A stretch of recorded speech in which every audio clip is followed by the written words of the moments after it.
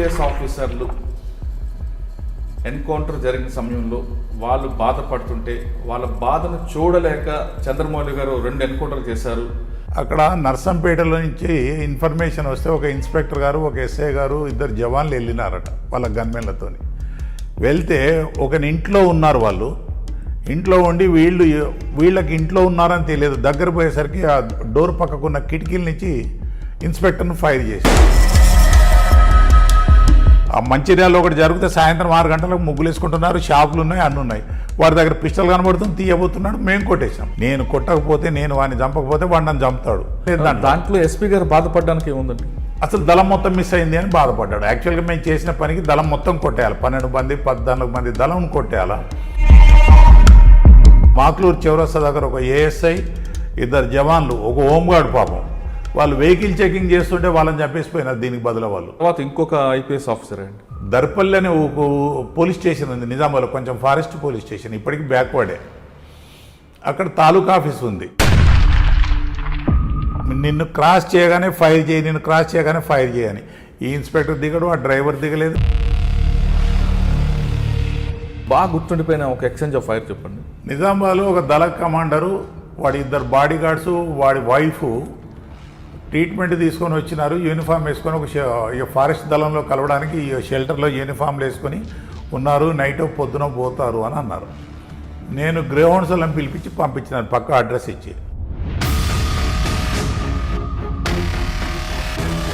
వీడేం చేసినాడంటే ఆ దళ కమాండర్ గారు వాళ్ళు ఆటో ఎక్కినారు, కానీ మేమన్న రూట్లో రానియలేవాని, వెనక వానికి పిస్టల్ పెట్టి ఈ రూట్లో పోనీ అని ఇంకో దిక్కు తీసుకుపోయినారు. ఒక కానిస్టేబుల్ దీపావళికి అత్తగారింటికి పోయి భార్యతో గుడికి పోతే ఈ నస్కలో ఏదో విలేజ్ ఉంది, ఆ గుళ్ళో కొట్టేసాడు. లింగంపల్లి వాడు దొరికిండు. వాడు పెద్ద లీడరు, వాడిని పెట్టినారు పోలీస్ స్టేషన్. వాడి తండ్రి చచ్చిపోయాడు. తండ్రి చచ్చిపోతే చితి అంటించాలంటే పోలీసు వాళ్ళని తీసుకొని పోయి వాడు ఎట్లా ఇన్ఫర్మేషన్ ఇచ్చుకున్నాడో అక్కడ దళం ఉంది, మొత్తం ఎస్కార్డ్ పోయిన పోలీసు వాళ్ళందరినీ చంపారు లింగంపల్లి అనే విలేజ్లో. మరి అప్పుడు మీకు ఏమనిపించింది? ఏముంది, చంపినని మళ్ళీ చంపాలా. మమ్మల్ని మా ఉద్యమాన్ని అణగదొక్కడానికి మాల్లో విభేదాలు తీసుకొచ్చి మమ్మల్ని బాగా అణగదొక్కుతారు కాబట్టి అటువంటి పరిస్థితుల్లో మేము ఆయుధాలు కావాలంటే అల్లూరి సీతారామరాజు ప్రిన్సిపల్ లాగా పోలీస్ స్టేషన్లు కొల్లగొట్టాలి. పోలీస్ స్టేషన్లు కొల్లగొట్టాలంటే పోలీసులను చంపాలి. Simple equation. యాదగిరెడ్డి గారికి కాల్చిన తర్వాత ఆ ఊరేగింపు అయిన సమయంలో ఒక డాక్టర్ మీద అటాక్ చేశారు. యాదగిరెడ్డి శవం పోస్ట్ మార్టం అయ్యేటప్పుడు మా జవాన్లు వచ్చిన వాళ్ళు కొంతమంది స్కూటర్లు పెట్టుకున్నారట. వీళ్ళు స్కూటర్లు తేవడానికి పోయినప్పటికీ ఆ డాక్టర్ బాడీ పోస్ట్ మార్టం అవుతుందట. గద్దర్ గారు 2004లో మావోయిస్టు పార్టీ చర్చల సమయంలో మీరు అప్పుడు బంజారాకు ఏసీపీగా బందోబస్తుకు వచ్చినప్పుడు ఒక ఎమ్మెల్యే సమక్షంలో మీకు పరిచయం చేసినప్పుడు గద్దర్ గారు డైరెక్ట్గా మీకు వార్నింగ్ ఇచ్చారని కూడా ఒక వార్త ఉంది. వాస్తవా కాదా? వాడు అనవసరంగా రెచ్చిపోయి వీడు నాకెందుకు తెలియదు, ఇదంతా నువ్వే కాదురా, నిన్ను అరవిందరావు గారిని దొరను ఎప్పటికైనా చంపుతాం రా, మేము కసి తీర్చుకుంటాము అన్నాడు ఓపెన్గా. అరే నువ్వు నన్ను అనుకుంటున్నావు, ఆ రోజు నేను వచ్చి ఉంటే నీ తలకాయ కొట్టి నేను కథమే చేస్తోని, కానీ మేము అట్లా కాదు, నాకు సంబంధం లేదు. ఇప్పుడు చర్చలు ఫెయిల్ అయితే మాత్రం నా ఫస్ట్ టార్గెట్ నువ్వే అవుతావు అని చెప్పిన. ఆ టార్గెట్ తర్వాత మీ మీద కూడా దాడులు జరిగాయనే విషయం వచ్చింది కదా. కొన్ని ఇన్సిడెంట్లు మాకు బ్యాడ్ లక్ అయినాయి. యంగ్స్టర్స్ లాస్ట్, అదొకటి ఇంకా నాకు బాధలు అనిపిస్తుంది. ఏదండి? పసరాలో ఒక ఎస్ఐ కొత్తగా పెళ్ళైంది, ఆ రోజు భార్య తల్లి వచ్చిరట. సో ఏదో ఎట్ల బండి సైకిల్ కూడా వస్తుంటే చిన్న బండ్లు అది అక్కడ జీప్ ఆగింది, ఆ కింద కల్వట్ల ల్యాండ్ మైన్స్ వెళ్ళినాయి, ఈ బండ్లునే వెళ్ళినాయి, అందరూ చచ్చిపోయారు. కానీ ఇప్పుడు ఉన్న పరిస్థితుల్లో అంటే టెక్నాలజీ ఎక్కువగా కనిపిస్తుంది. అప్పుడు టెక్నాలజీ లేదు, సెల్ ఫోన్ లేవు, ఏవీ లేని టైంలో మీరు ఇన్ఫర్మేషన్ ఎలా గ్యాదరించేవారు, ఎన్కౌంటర్లు ఎలా చేసేవారు? సపోజ్ అడవిలో వాళ్ళ కదలికలు ఎట్లా పసిగట్టాలి, వాళ్ళు ఎట్లా మూమెంట్ తెలుసుకోవాలంటే సింపుల్ ఈక్వేషన్ ఏం చేసేవాళ్ళం అంటే, కాకపోతే ఒక భయం ఏంటంటే ఇదే టెక్నాలజీని రేపు వాళ్ళు కూడా వాడతారు. టెక్నాలజీ ఒక పోలీసులకే వస్తుందని అనుకోవడం పొరపాటు, రేపు వాళ్ళు కూడా వాడితే ఎట్లా అనేది అప్పుడప్పుడు నాకు భయం అవుతుంది. సార్, ఇంకా ఉస్నాబాద్లో వసే రామురమ్మ ఆ సినిమా రీళ్లు తగలబెట్టడం వెనక కారణం ఏమో? అప్పుడు వీళ్ళందరూ వేషాలు వేసుకొని తిరిగేటోళ్ళు, మేమే నక్సలైట్ జిందాబాద్ బిందాబాద్ దొరల అరాచకాలు. అంటే ఒకరిని టార్గెట్ చేయాలి, ఒకరిని హిట్ చేయాలి, ఒకరిని చంపాలంటే వాడిని ముందు బ్లేమ్ చేసుకుంటూ పోతారు. క్రాంతిసేన చంద్రమౌళి గారు చెప్పించిండు, క్రాంతిసేన చంద్రమౌళి గారు చెప్పించిండు, ఏదైనా ఏమో ఎక్కడో మంచిర్యాల అయితే నాకేం పని. సార్ ఇదే సిచ్యువేషన్ పెరగకుండా కంట్రోల్ అవ్వాలంటే ప్రభుత్వం ఎలాంటి చర్య తీసుకోవాలి, పోలీసులు ఏ విధంగా సహకరించాలి? పొలిటికల్ కరప్షన్ తగ్గాలి, తగ్గితే అఫీషియల్ కరప్షన్ తగ్గుతుంది. వాళ్ళు ఆనెస్ట్ ఉంటే ఆఫీసర్స్ ఆనెస్ట్ ఉంటారు, అప్పుడు ప్రజలకు దగ్గర అవుతారు. వీళ్ళు ఆనెస్ట్ ఉన్నారు. పోలీసు ఫ్రెండ్లీ పోలీస్ అనే దానికంటే strict police, honest police, victim oriented police అని పేరు వస్తే ఎవడు అరాచకం చేయడానికి ధైర్యం చేయడు. ఫ్రెండ్లీ పోలీస్ మీ అభిప్రాయం?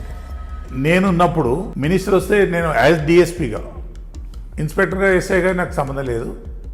ఎస్ఐలను బందోబస్తు వేసేవాళ్ళం ఆయన గెస్ట్ హౌస్లో ఉన్న మటుకు, లేకపోతే ఏదన్నా మీటింగ్ అయితే పంపించేవాళ్ళం. కానీ ఇప్పుడు ఎమ్మెల్యే అవుతున్నట్టు కూడా ఏసీపీలు డిఎస్పీలు పోవాల్సి వస్తుందట. అంటే పొలిటికలైజేషన్ అయిపోయింది force. Welcome to crime diaries. ఈ వారం మన గెస్ట్ నార్త్ తెలంగాణలో ఎన్కౌంటర్ స్పెషలిస్ట్గా పేరు పొందిన ఆఫీసర్. ఆయన గతంలో మనకు ఇంటర్వ్యూ ఇచ్చారు, కానీ ఆయన చేసిన పనులు చాలా ఉన్నాయంటూ మన ప్రేక్షకులు అడగడంతో ఆయన మరొకసారి ఒప్పించి మెప్పించి మన స్టూడియోకి పిలిచాం. ఆయన పేరు చంద్రమౌళి గారు. చంద్రమౌళి గారు అనగానే మీ అందరికీ గుర్తుంటుంది, నార్త్ తెలంగాణలో ఆయన చేసిన ఎన్కౌంటర్లు, ఎక్స్చేంజ్ ఆఫ్ ఫైట్స్ వరుసగా ఇంటర్వ్యూ ఉన్నాయి. అయితే మన కోరిక మేరకు ఆయన గతంలో చేసినవి, మనకి ఎవరికి చెప్పనివి ఈ ఇంటర్వ్యూలో చెప్పడానికి మన ముందుకు వచ్చారు. ఆయన అడిగి అప్పట్లో ఎన్కౌంటర్లు ఎందుకు చేయాల్సి వచ్చింది, ఎక్స్చేంజ్ ఆఫ్ ఫైర్స్ ఎన్ని జరిగాయి, అసలు ఎన్కౌంటర్కి ఎక్స్చేంజ్ ఆఫ్ ఫైర్కి తేడా ఏంటి, ఎక్కడైనా ఎన్కౌంటర్లు జరిగితే మావోయిస్టులు చనిపోతారు కానీ పోలీసులకి ఎందుకు గాయాలు కావు అనే విషయాలతో పాటు ప్రస్తుతం మరొకసారి నార్త్ తెలంగాణలో మావోయిజం పెరగడానికి కారణాలు ఏంటనే విషయాన్ని ఆయన తెలుసుకుందాం. చంద్రమౌళి గారు నమస్తే అండి. నమస్తే అండి. After long time. చంద్రమౌళి గారు, మీ ఇంటర్వ్యూ వచ్చిన తర్వాత మీరు చేసిన ఎన్కౌంటర్లు అవ్వచ్చు, లేదా ఎక్స్చేంజ్ ఆఫ్ ఫైర్స్ అవ్వచ్చు, అప్పుడున్న పోలీసింగ్, అప్పుడున్న నక్సల్స్ మూవ్మెంట్ పీక్ స్టేజ్లో రావడం, ఎలాంటి పరిస్థితుల్లో మీరు చేయాల్సి వచ్చడం, దాంతోపాటు మీరు ఎన్నిసార్లు త్రుట్లో ప్రమాదం తప్పించుకోవడం, ఇవన్నీ మీ ఎపిసోడ్ రావడంతో చాలామంది క్వశ్చన్ చేస్తున్నారు. అసలు చంద్రమౌళి గారు చేసిన వర్క్ చాలా ఉంది, మీకు చెప్పింది దాన్ని 30% మాత్రమే అంటూ మీ దగ్గర పనిచేసిన వాళ్ళు అవ్వచ్చు, లేదా మా ప్రేక్షకులు అడుగుతున్నారు. కాబట్టి వాళ్ళ కోరిక మేరకు మేము మరొకసారి పిలిచాం. ఈసారి మీరు అసలు కొన్ని ప్రశ్నలకి సరిగ్గా సమాధానం చెప్పాల్సి వస్తుంది. అంటే కొన్ని లాస్ట్ ఇంటర్వ్యూలో కొన్ని దాటివేశారు, ఈ ఇంటర్వ్యూలో దాటివేయడానికి ఏమాత్రం అవకాశం లేకుండా చెప్పాలి. ఒకటి, ఎన్కౌంటర్కి ఎక్స్చేంజ్ ఆఫ్ ఫైర్కి తేడా ఏంటి? రెండోది, ఎక్కడైనా ఎక్స్చేంజ్ ఆఫ్ ఫైర్ జరిగినా, ఎన్కౌంటర్ జరిగినా వాళ్ళ వైపు ఎక్కువగా డెత్ కనిపిస్తాయి కానీ పోలీసుల వైపు ఎందుకు కనిపించు అనేది ఒక అనుమానం ఉంది. అంటే బంపింగ్ ఎన్కౌంటర్ అనేది చాలామంది చెప్తుంటారు, అది నిజమా కాదా అనేది ఒకటి. తర్వాత మీరు చేసిన టైంలో 2 IPS ఆఫీసర్లు ఎన్కౌంటర్ జరిగిన సమయంలో వాళ్ళు బాధపడుతుంటే వాళ్ళ బాధను చూడలేక చంద్రమౌళి గారు 2 ఎన్కౌంటర్లు చేశారు, అంటే యాక్షన్కి రియాక్షన్ చేశారు అనేది ఒక వార్త ఉంది. వాటితో పాటు ఇప్పుడున్న పరిస్థితుల్లో, అంటే అప్పుడులో నార్త్ తెలంగాణ ఆ ప్రాంతం అంతా కంట్రోల్ అయిన తర్వాత మరొకసారి నార్త్ తెలంగాణతో పాటు ఖమ్మం ఆ బెల్ట్లో మావోయిజం పెరగడం, మరియు మరొకసారి ఎన్కౌంటర్ జరుగుతున్నాయి. ఆ స్టేజ్కి రావడానికి కారకులు ఎవరు అనే విషయాలు మీరు చెప్పాలి. ధన్యవాదాలు మురళి గారు, రెండోసారి పిలిచినందుకు. నేను ఇది అదృష్టమా దురదృష్టమా ఏమీ అనుకోను, ప్రేక్షకులు పిలుస్తున్నారు కనుక రావడం జరిగింది. కాకపోతే నాకు చిన్న డౌటు, ప్రేక్షకులలో 3 రకాలు ఉన్నారు మన ఇంటర్వ్యూ ప్రేక్షకులలో. ఒకరు పోలీసు వాళ్ళు, తర్వాత రెండోది అవతలి వర్గం వారు, మూడవ వారు సామాన్య మానవులు, common people, law abiding people. వాళ్ళది ఆదరణ ఎక్కువ ఉన్నది కనుకనే మీరు నన్ను పిలిచినారు. అంటే మీరు చెప్పిన ముగ్గురులో కూడా ఆఖరి వారు సామాన్య, అంటే న్యూట్రల్ పబ్లిక్. ఇప్పుడు ఎలా జరిగి ఉండేది, ఇప్పుడు ఎలా జరిగేది జనం తెలుసుకుందాం అనే ఉద్దేశం తప్ప వాళ్ళు వటవైపు వాళ్ళ లేదా మీ దగ్గర పనిచేసిన ఆఫీసర్ల అనేది కాదు. అంటే నా ఆశయం ఒకటేమంటే, నా డిపార్ట్మెంట్ వాళ్ళు, తర్వాత నా డిపార్ట్మెంట్లోకి ఇప్పుడు వచ్చే యంగ్స్టర్స్, ఇది వాళ్ళకు ఒక లెసన్ లాగా ఉంటుంది, గుణపాఠం అనుభవం లాగా ఉంటుంది, వాళ్ళు ఎక్కువ చూసి ఆదరిస్తారన్న ఆశతో నేను 2సారి రావడం జరిగింది. అవునండి. వాళ్ళకి ఫ్యూచర్లో మళ్ళీ ఎప్పుడైనా ఉద్యమం తలెత్తవచ్చు, ఎప్పుడైనా ఇంకో పేరు మీద రావచ్చు, చరిత్ర ఎప్పుడూ పునరావృతం అవుతుంది. కాకపోతే 30 సంవత్సరాలు పట్టవచ్చు, 50 సంవత్సరాలు పట్టవచ్చు. సో మా వాళ్లకు ఒక చిన్న అనుభవం లాగా ఉంటుందని నేను రావడం జరిగింది. చాలా ధన్యవాదాలు మీరు నాకు ఈ అవకాశం ఇచ్చినందుకు. ఓకే, మీరు చెప్పిన మీ ఆశ నెరవేరాలని మేము కూడా కోరుకుంటాం. అంటే నెక్స్ట్ జనరేషన్కి ఒక గుణపాఠం, ఒక అనుభవం ఉంటుంది, ఒక అనుభవం ఉంటుంది అనుకోవచ్చు. కానీ మీరు స్టార్టింగ్లో ఉన్న టైంలో ఇద్దరు ఐపీఎస్ ఆఫీసర్లకి బాధపడిన ఘటన ఏంటి? ఆ ఘటన చూస్తే మీరు అంత ఫాస్ట్గా రియాక్షన్ అవ్వడం, దానికి రివెంజ్ తీర్చుకోవడం అన్నది ఒకటి ఉంది. ఆ ఎపిసోడ్ ఒకసారి చెప్పండి. అంటే ఐపీఎస్ వాళ్ళు కానీ పోలీస్ వాళ్ళు కానీ మంచి లా అబైడింగ్ పీపుల్ కానీ పోలీస్ వాళ్ళు చనిపోయినప్పుడు అందరూ బాధపడ్డారు. కాకపోతే ఎవరికైనా ఇప్పుడు సపోజ్ నా ఎంబడి ఒక టీం వచ్చింది, నా వాళ్ళు చనిపోయినారు, పై వాళ్ళకి ఏం చెప్పుకోవాలి, ప్రెస్ వాళ్ళు 100 అడుగుతారు, పబ్లిక్ ఏం చెప్పుకోవాలనే బాధ ఒకటి ఉంటుంది. తర్వాత వాళ్ళతో కలిసిమెలిసి ఒక కుటుంబంలాగా తిరిగినాం కనుక వీళ్ళు చనిపోయినాక వీళ్ళ కుటుంబం ఎట్లా చితికిపోతుంది, వాళ్ళ పిల్లలు ఎట్లుంటారు, ఎందుకంటే అందరం క్వార్టర్స్లో కలిసి ఉండేవాళ్ళం కదా. సో అవన్నీ జ్ఞాపకం వచ్చి బాధతోని ఒక్కోసారి కన్నీళ్ళు వచ్చినాయి, నాకు కూడా వచ్చినాయి, ఆఫీసర్లకు వచ్చినాయి. ఇక్కడ అందరూ మానవులే కదండి. ఏ మ్యాన్ ఇన్ యూనిఫామ్, ఓ పోలీస్ ఆఫీసర్ అంటే a person in uniform, a human being in uniform. కాబట్టి ఎవరికైనా బాధపడుతుంది. ముఖ్యంగా నేను వరంగల్లో ఉన్నప్పుడు, ఇంకా పేర్లు కాదు అది కాదు కానీ, ఒక ఎస్పీ గారు ఒక చిన్న యాక్షన్లో విపన్స్ దొరికితే ప్రెస్ మీట్ పెడుతున్నారు మా పోలీస్ స్టేషన్లో. పెడుతుంటే అబ్రప్ట్గా టెలిఫోన్ వస్తే లేచి వెళ్ళిపోయినారు. సరే ఏమైందని నేను క్యాంప్ ఆఫీస్కి అడిగితే అటుపోలేదు, నర్సంపేటలో ఇది ఇన్సిడెంట్ అయింది, దాని దిక్కు పరిగెత్తినారు, ఒక ఇన్స్పెక్టర్ కానిస్టేబుల్ చనిపోయినారు అని చెప్పినారు. సరే సార్ ఒకరే పోతున్నారు, ఎంబడి ఫోర్స్ ఎవరు లేరు. అబ్రప్ట్గా ఎట్లా ఉంటే అట్లా పరిగెత్తేవాడు ఆ ఎస్పీ గారు, రాత్రి పగలిగిన ఏం లేకుండా.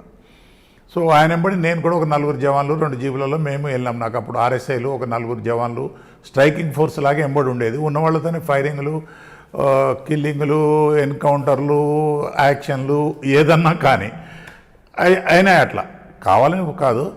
పోయేసరికి నాచినపల్లిలో ఏదో విలేజ్ ఉంది, నాకు సరిగ్గా జ్ఞాపకం లేదు. అక్కడ నర్సంపేటలో నుంచి ఇన్ఫర్మేషన్ వస్తే ఒక ఇన్స్పెక్టర్ గారు, ఒక ఎస్ఐ గారు, 2 జవాన్లు వెళ్ళినారట వాళ్ళ గన్మెన్లతోని. వెళ్తే ఒకని ఇంట్లో ఉన్నారు వాళ్ళు. ఇంట్లో ఉండి వీళ్ళకి ఇంట్లో ఉన్నారని తెలియదు. దగ్గర పోయేసరికి ఆ డోర్ పక్కకున్న కిటికీల నుంచి ఇన్స్పెక్టర్ను ఫైర్ చేసినారు. ఇంకోటి గన్మెన్ పక్క నుంచి పోతుంటే గన్మెన్ ఇంకో కిటికీ నుంచి ఇంకోటి ఫైర్ చేసినాడు. దాంట్లో 2-3 ఏదో ఉన్నారు.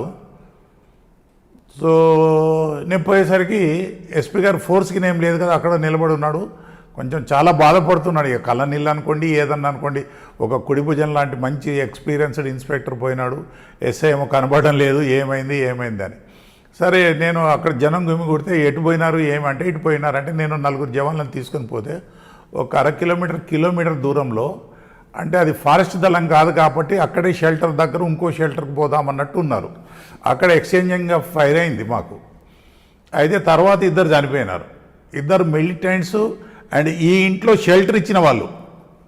వాళ్ళ స్ట్రాటజీ ఏమంటే ఇంట్లో షెల్టర్ ఇచ్చి ఎవరి ద్వారానో పోలీస్ కబురు చెప్పడం, ఇక్కడ ఉన్నారు అంటే ఈ పోలీస్ వాళ్ళు కొంచెం అనుభవం లేని వాళ్ళు అబ్రప్ట్గా పోయేసరికి పోలీస్ వాళ్ళని చంపడం జరిగింది. మా అదృష్టం దానికి కౌంటర్ అయింది. ఆ 2 చనిపోయినారు. ఊర్లో ఎవడు షెల్టర్ ఇవ్వకుండా పోయినాడు.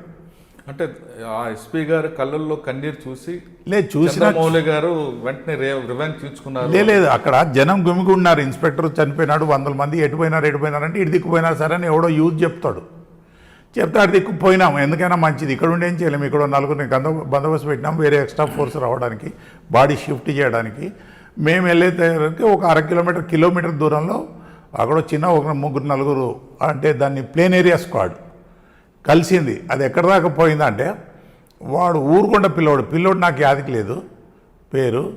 తర్వాత వాడు షెల్టర్ మాకు ఇన్ఫర్మేషన్ వచ్చింది, ఎక్కడ మంచిర్యాల దగ్గర ఎస్ఆర్ఆర్ కాలనీ ఉందో అని. సో అక్కడ పోయి ఒక 1-2 నెలల తర్వాత పోయి తీసుకొచ్చినాము. కానీ నా తోటున్న ఇన్స్పెక్టర్ ఒకతను, పేరొద్దు ఏమొద్దు, చాలా ప్రెజరైజ్ చేసినాడు. ఏమని కొట్టొద్దు అన్న, నాకు డేంజరు, నువ్వంటే ఇట్లిస్తున్నావు, అసలే కొట్టొద్దని దండం కూడా పెట్టినాడు. ఇక సార్ నేను కొట్టడం కాకపోతే వచ్చినాక అప్పటికి ఎస్పీ గారు మారిపోయి జేవి రాముడు ఎవరు వచ్చినారు. ఆయనకేదో బాగా పనిష్మెంట్ ఇచ్చి తరిమేసినాడు, నాకేదో మంచి ఆదరణ ఇచ్చినాడు. అంటే ఒక చెడువాడు సంవరించాలని పురాణాల కాలం నుంచి వేదాల కాలం నుంచి ఉంది. రాక్షసులు వేసుకో, దేవుడు వేసుకో, ఎవరినన్నా వేసుకో. మరి ఇక దేవతలను చంపిన వాడిని, దేవతలను మానభంగాలు చేసిన వాళ్ళను, ప్రజలను బాధలు పెట్టిన వాళ్ళని ఎక్కడైనా చంపడం అనేది ఉన్నది. ఇప్పుడు నేను వాళ్ళకు దొరికితే వాళ్ళైనా నన్ను చంపుతారు, కానీ నాకేమో కోర్టు శిక్ష వేసి నన్ను వదులుతారు వాళ్ళు. నేను బజార్లో దొరికితే బజార్లో చంపేవాళ్ళు. దుకాణాలు చూస్తున్నారు, అయ్యో ఇక్కడ ఎవరు చూడనప్పుడు కొట్టాలని ఏమి ఉండదు వాళ్ళకు. ఏ దుకాణపోడు మేము చంపినా వాళ్ళు చంపినా రారు, ఏమి చెప్పరు. నేను నేర్చుకున్న నీతి. అందుకే మంచిర్యాలలో ఒకటి జరిగితే సాయంత్రం 6 గంటలకు ముగ్గులు వేసుకుంటున్నారు, షాపులు ఉన్నాయి, అన్నీ ఉన్నాయి. వాడి దగ్గర పిస్టల్ కనబడుతుంది, తీయబోతున్నాడు, మేము కొట్టేసాం. అది సెల్ఫ్ డిఫెన్స్. నేను కొట్టకపోతే, నేను వాడిని చంపకపోతే వాడు నన్ను చంపుతాడు. అప్పుడు ఎవరు ఏ చట్టము ఏది రాదు. సింపతి మళ్ళీ టోపీలు పెట్టడం, దాంట్లో స్తూపాల మీద పేరు రాయడం తప్పితే. ఇప్పుడు అంటే సీజన్ మారి పోలీస్ వాళ్ళు ఎక్కడి దాకా పోయినారంటే, పోలీస్ వాళ్ళ గురించి చెప్పాలా. 21 అక్టోబర్కు పోలీసు సంస్మరణ దినం అవుతుంది.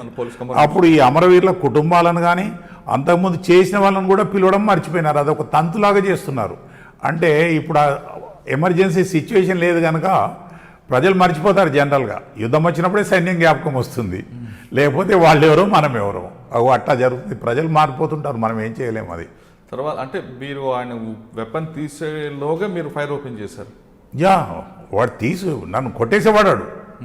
ఇప్పటికి వాళ్ళు ఏదో స్తూపం కట్టినారట. నిన్ననే మా కొత్త గన్మెన్ చెప్తున్నాడు, ఇంకా వాళ్ళు మర్చిపోలేదు సార్ మీ పేరు. అక్కడ స్తూపం కూడా ఉందంటే ఇక నేను తర్వాత అటు పోలేదు కనుక నాకు తెలియదు. అంటే వాడు ఎంతో ఇంపార్టెంట్ లీడరు, పార్టీలో కావలసిన వాడు కనుకనే స్తూపం కడతారు. ఎవడో అల్లాటప్ప వర్కరు ఎవరినో కొడితే వాళ్ళు కూడా మర్చిపోతారు. అది తర్వాత ఇంకొక ఐపీఎస్ ఆఫీసర్ అండి. ఐపీఎస్ వాళ్ళు ఎందుకు లేండి, వాళ్ళంతా గాడ్ ఫాదర్స్, బాగా చేసినారు, బాగా గైడ్లైన్స్ ఇచ్చినారు. వర్క్ వచ్చేటప్పటికి కమిట్మెంట్తో చేస్తారు. మాకు వాళ్ళకున్న భేదం, మా దాంట్లో చాలామంది ఇన్ఫర్మేషన్ వచ్చినా మాకు ఎందుకులే అనుకుంటారు.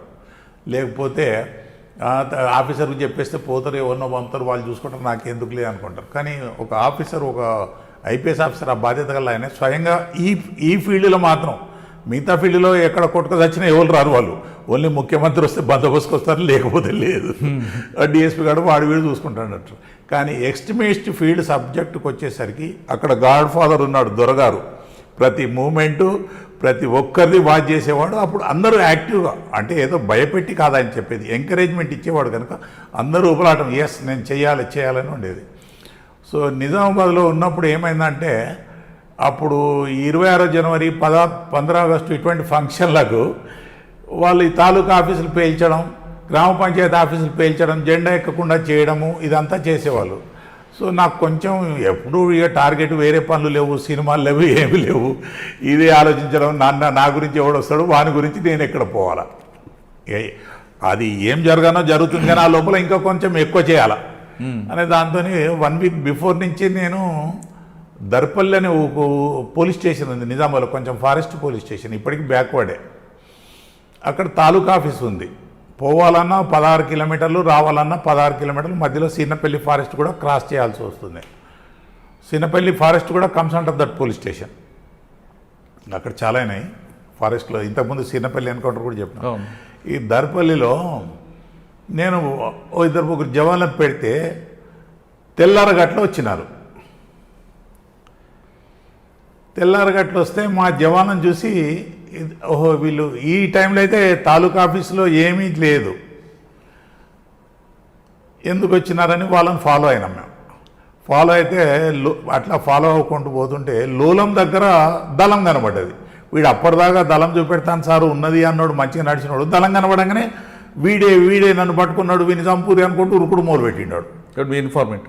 మా ఇన్ఫార్మేట్ కాదు, ఎవడైతే తాలూకా ఆఫీస్ కాలబెట్టానని 2 వచ్చినారో వాళ్ళ ఉద్దేశం ఏంది, అక్కడ రగ్గీ చేసి పోలీసు వాళ్ళు ఎవరూ లేకపోతే ఆ ఆఫీస్ కాలబెట్టాలి. కానీ మనం పట్టుకున్నాము, వాడేమో దళం ఇక్కడ ఉంది చూపిస్తా అన్నాడు. దళము అక్కడ తెల్లారగట్ల లోలం అనే విలేజ్ అనుకుంటా, అదేదో రామడుగు చెరువు పైకి ఉంటుందో ఏమో పెద్ద విలేజ్. అక్కడ పోయేసరికి దళం పెద్ద దళం ఉంది అక్కడ. సో వీళ్ళు పరిగెత్తి వీళ్ళే అని అడ్డదిడ్డంగా పరిగెత్తుతున్నారు to avoid the firing.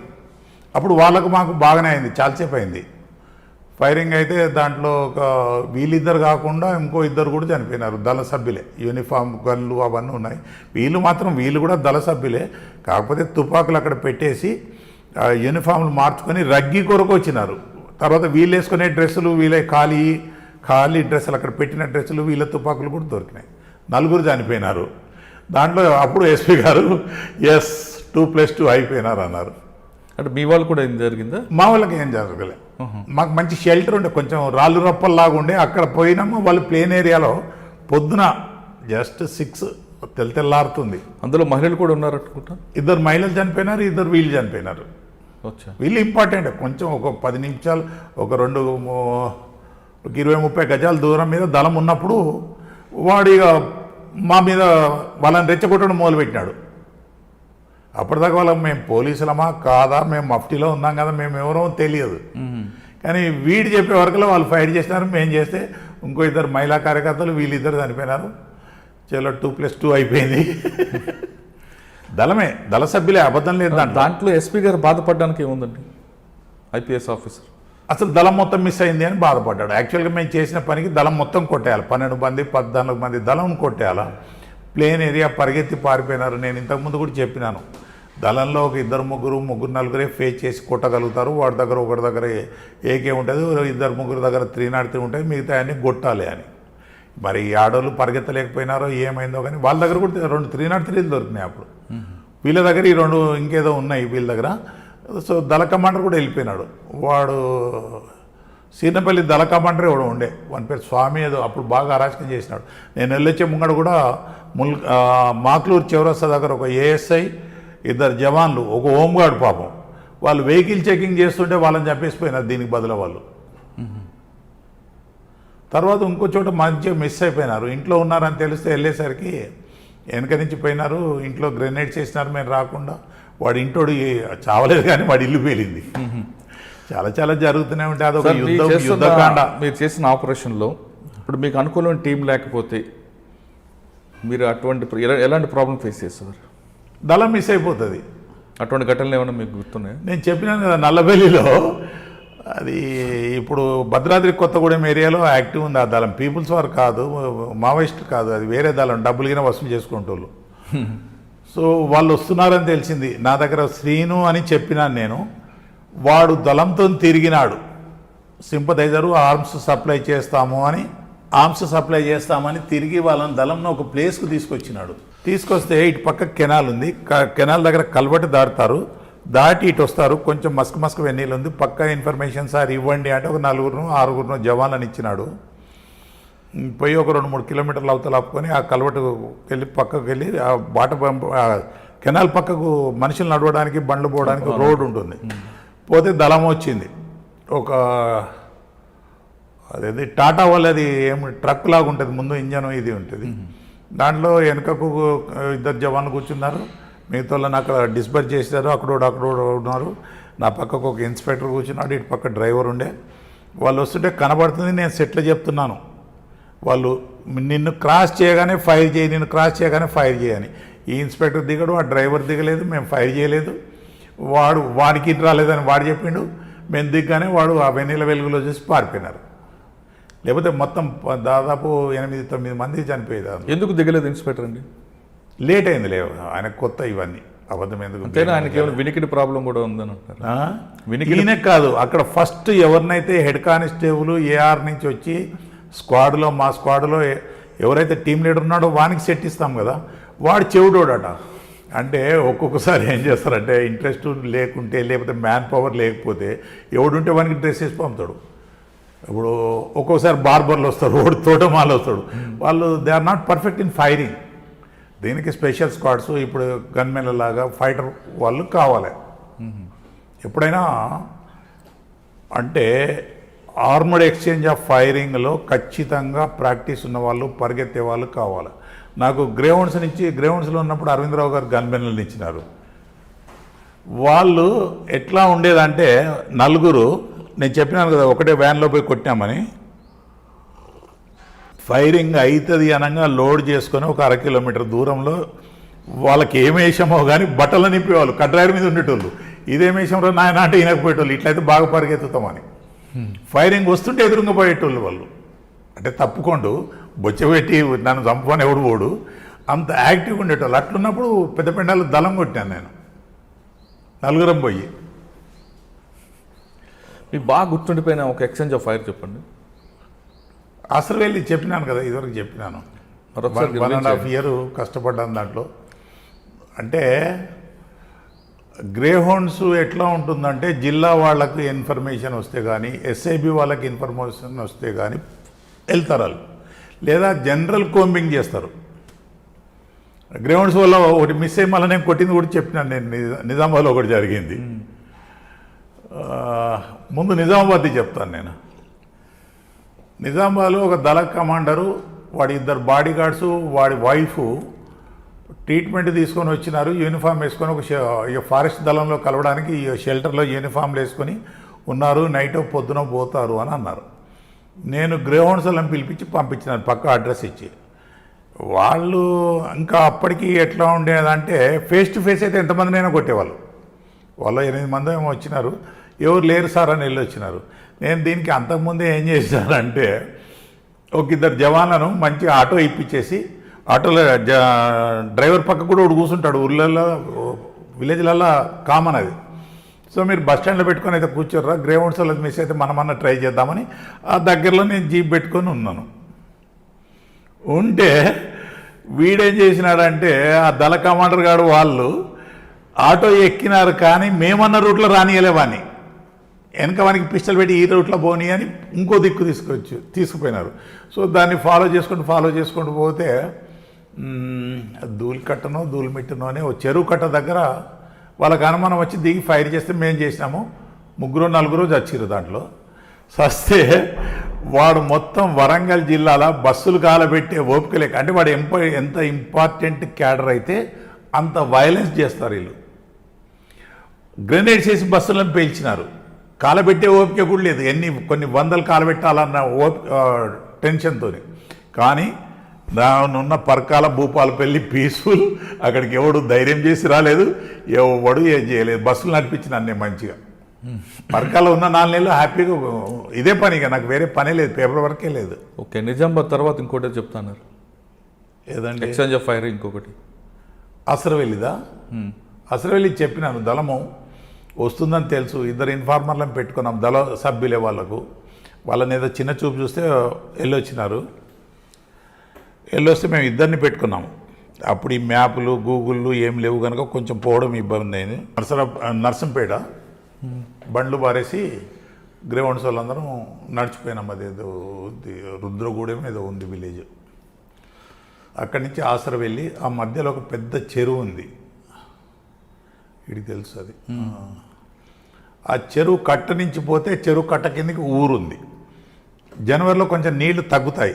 So నీళ్లకు కట్టకు మధ్యలో నడిచిపోతుంటే ఊర్లో కుక్కలు మొరుగుతాయి. గ్రే హౌండ్స్ వాళ్ళ కుక్కలు ఎంత ఇంట్రెస్ట్ అంటే సైలెన్స్ అంటే ఊరుకొని మొరగకుండా కౌంటర్గా. సో పోయేసరికి 2-4 ఉండాలి. ఆ సంవత్సరం వాడు ఎంతో తిప్పినాడు. ఒకసారి చెప్పులు చూపించినాడు, ఒకసారి అంగీలు చూపించినాడు, ఒకసారి బట్టలు చూపిస్తాడు. వెళ్ళిపోయినాక వస్తున్నారు అంటే వాడి ఉద్దేశం ఏంటంటే పైసలు ఇస్తేనే ఈ కొడుకులు చేస్తారని ఇంత బంగారం కుదబెట్టి వానికి అడ్వాన్సులు ఇస్తే సార్ చేస్తాం సార్ అని అన్నారు. ఒకడు దళంతో ఉన్నాడు, ఒకడు ఇక్కడ వచ్చినాడు. వచ్చి చెప్తే నేను అంతకుముందే లక్టా కేసా ఎస్పీ గారు ఉంటే సార్ అటు పోకండి మాది మూమెంట్ ఉందని చెప్పినారు మా వాళ్ళు. ఆయన నర్సంపేట సైడ్ కోంబింగ్ని ఎవరిని పంపలేదు. సో దళం వచ్చింది, ఫారెస్ట్లు ఉంది. ఆ దళం దగ్గర కూడా కొంతమంది సివిలియన్స్ వీళ్ళు ఉన్నారు. వాళ్ళు ఏదో పంచాయతీలకు వచ్చి సాయంత్రానికి వెళ్ళిపోయినారు. ఆ రాత్రి వాళ్ళు అక్కడే పడుకున్నారు. వాడి భార్య వచ్చింది. భార్య వస్తే ఎవడైనా పిల్లం పక్కల వన్నాడు డ్యూటీ చేయకుండా వాడు 2-4 సెంట్రీ మావాడు ఉండాలి, ఆ లోపలనే పోవాలి. 4-6 వాడు ఉండాలి. వాడు ఉంటే అయ్యేదో కాకపోయేదో మాకు తెలియదు. సో లక్కీలీ వాడు భార్య వచ్చింది కనుక వాడు అరే నువ్వు ఏ చేయరా నా భార్య వచ్చింది కదా అని వాడు అటే ఉన్నాడు. వీడు చేస్తుండు. మాకు కొంచెం ముందుకు వచ్చి చెప్పినాడు 100-150 గజాల దాకా 12 మంది దళం సార్ పండుకున్నారు అక్కడోడు అంటే దాన్ని బట్టి నా వెంబడి గ్రే హౌండ్స్ నుంచి ఎవరు వచ్చినారు అడిషనల్ ఎస్పీకి ఆయన వాళ్ళ టీము స్ప్రెడ్ అయినాము. నేను ఇక్కడ కట్ ఆఫ్ పార్టీ లాగా ఉన్నాము. అంటే ఎవడన్నా ఫారెస్ట్ నుంచి వస్తే ఇటు వస్తే నేను కొట్టడం. సో నేను నా దళం అంటే నా స్క్వాడ్. మాది హిట్ స్క్వాడ్ యాక్చువల్గా. ఎక్కడైనా మాదే అప్పర్ హ్యాండ్ ఉంది భగవంతుని దయ వల్ల. అంటే దీంట్లో మధ్యలో ఇంటరప్షన్ ఏమంటే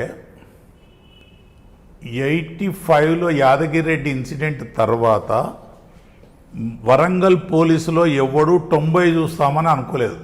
ప్రత్యేకించి నేను ఆ చనిపోయిన సంతోష్ కుమారు మేమందరం ఈ లోపలనే వేసేస్తారు. అంత వైలెన్స్ ఉండేది. అంతమంది పోలీస్ ఆఫీసర్స్ను కుక్కలం కలిసినట్టు కాల్స్తూ ఎక్కడ దొరికితే అక్కడ. ఒక కానిస్టేబుల్ దీపావళికి అత్తగారింటికి పోయి భార్యతను గుడికి పోతే ఈ నస్కలో ఏదో విలేజ్ ఉంది, ఆ గుళ్ళో కొట్టేసినారు వాడిని. అంటే వీడు ఆయుధమే ఉండాలి అది ఇది అని వాళ్ళకి లేదు. మరి మాకెందుకు ఆ సిద్ధాంతం? ధర్మయుద్ధము అంటే అమాయకుని పార్టీతోని సంబంధం లేనోని, వైలెన్స్ లేనితో సంబంధం లేనోని చంపితే అధర్మం. లేకపోతే శత్రువు ఎక్కడ దొరికినా కొట్టడం ధర్మయుద్ధమే నా దృష్టిలో. నా దృష్టిలో అంటే వాళ్ళ దగ్గర నుంచి నేర్చుకున్నది. ఇది ధర్మయుద్ధానికి మీనింగ్. అది భారత కాలం నుంచి వస్తుంది. రామాయణంలో ఎట్టుండేదో తెలియదు కానీ ఆ వాళ్ళని చంపడం కూడా ఇక ధర్మం అధర్మం ఎవరు అనుకుంటే అది అవుతుంది. సో ఇవన్నీ చరిత్ర పుట్టినప్పటి నుంచి ఉన్నాయి. సార్ మీరు ఇప్పుడు యాదగిరెడ్డి గారి విషయం తీసుకొచ్చారు కాబట్టి, యాదగిరెడ్డి గారికి కాల్చిన తర్వాత ఆ ఊరేగింపు అయిన సమయంలో ఒక డాక్టర్ మీద అటాక్ చేశారు.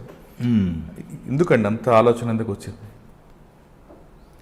నేను చెప్పినాను కదా, ధర్మమా అధర్మమా కాదు. మా వెంబడి కూడా వందల మంది వేల మంది సింపథైజర్స్ కలిసినారు, ఊరి ప్రజలు కలిసినారు, సర్పంచులు మున్సిపల్ చైర్మన్లు వచ్చి దండలు వేసినారు, ఊరి బయట దాకా ఊరేగింపు వస్తామన్నారు, మంచి బ్యాండ్ మేళ అవన్నీ పోతున్నాయి.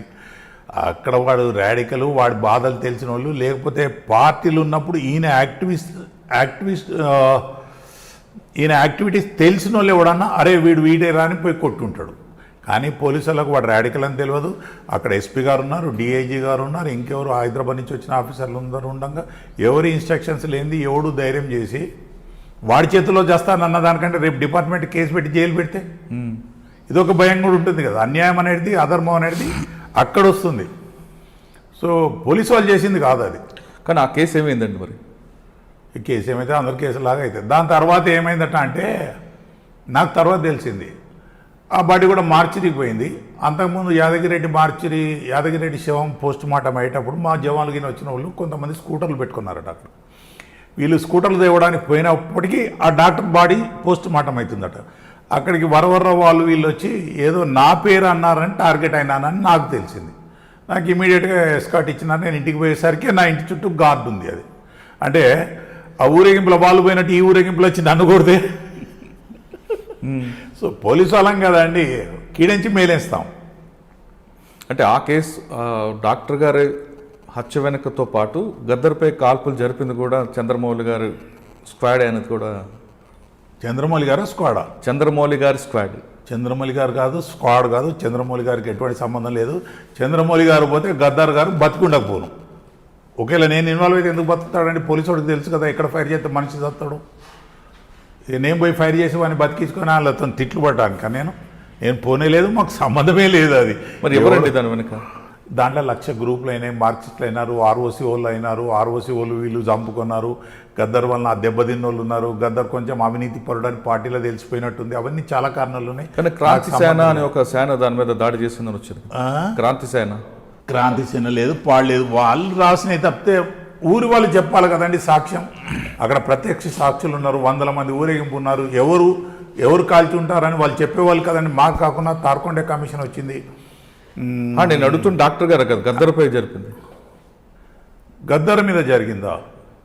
ఇక గద్దర్కు అసలు ముందుగా ఆయన ఎంతమందికి ద్రోహం చేసినాడు, ఎంతమంది ఆయన వల్ల పార్టీలో పోయి వచ్చినారు, వాళ్ళందరికీ ఎంతమందికి కోపానికి కారకుడు అయినాడు వాళ్ళని అడిగితే బెస్ట్ చెప్తారేమో. కాకపోతే అక్కడ ఒక ఇన్సిడెంట్ ఎందుకైందంటే నా పేరు ఎందుకు వచ్చింది అని నాకు తెలిసిందంటే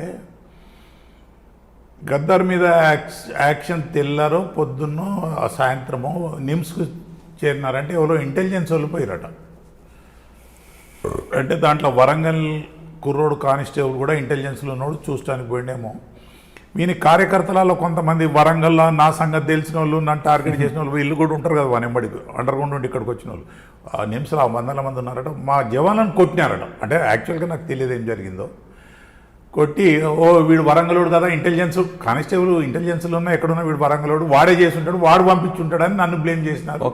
నన్ను టార్గెట్ చేసినారు. ఆ విధంగా అని నాకు తెలిసింది అంతే. ఆ టార్గెట్ తర్వాత మీ మీద కూడా దాడులు జరిగాయనే విషయం వచ్చింది కదండి. ఆ విధంగా మీరు ఎన్ని దాడులను తప్పించుకున్నారు?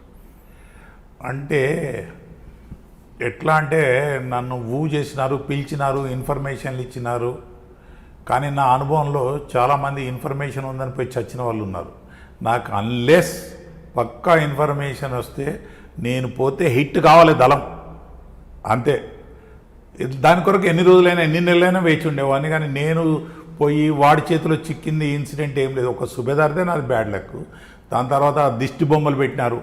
ఆ దిష్టి బొమ్మలు పెడితే ఒక ఎస్ఐ యంగ్ చాప్ పస్రాలో ఉండి పోస్టింగు, అతను ఏమైంది అంటే ఆ రోజు ఆయన భార్య వచ్చింది, వాళ్ళ తల్లి తీసుకొని వచ్చింది. పిల్లోడు డ్యూటీకి పోతాను పోతే వాడు చెప్పినాడు, పస్రాలు కాదు రేగొండల పర్కల దగ్గర పోయి ఆ బొమ్మ ఇస్తుంటే దాంట్లో బాంబులు పెట్టి పేలి ఆయన చేయబోయింది. అయ్యో. అప్పుడు వాళ్ళు క్లియర్గా రాసినారు దాంట్లో, ఈ చంద్రమౌళి గారిని కొరకు పెట్టింది అది ఇదని. అప్పుడున్న సిఐ గారు అడిషనల్ ఎస్పీగా రిటైర్ అయినారు. ఆయన గవర్నమెంట్కి పంపించిన మెమోలో కూడా ఉంది, this is meet for Chandramouli అని.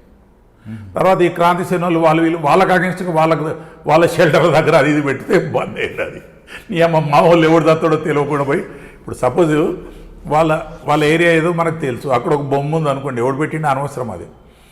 సో వానికి ఏం భయం అవుతుంది, వాళ్ళు పెట్టున్నారని వాడేవడం దగ్గర పోతే వానోడు దత్తాడని పెట్టడం మానేసిండ్రు. అట్లాగే కొన్ని ఇన్సిడెంట్లు మై బ్యాడ్ లక్ అయినాయి. యంగ్స్టర్స్ లాస్ట్ అదొకటి ఇంకా నాకు బాధలు అనిపిస్తుంది. ఏదండి? పసరాలో ఒక ఎస్ఐ కొత్తగా పెళ్ళైంది, ఆ రోజు భార్య తల్లి వచ్చిరట, ఇక్కడే ఉండు అన్నారట. ఎవడో ఇన్ఫర్మేషన్ ఇచ్చినాడు సంతోష్ కుమార్ అయినట్టే, ఏమనంటే అక్కడ ల్యాండ్ మైన్స్ ఉన్నాయని. ఈ పిల్లోడి పోయి చూసుకొని వచ్చి ఇన్స్పెక్టర్ దగ్గర చెప్తే ఫోర్స్ ఇచ్చినాడు, కానీ మరి ఇన్స్పెక్టర్ ఎవరో పోలేదు, నాకు ఐడియా లేదు. పోయి కొంచెం జాగ్రత్తలు తీసుకుంటే మంచిగా ఉండే.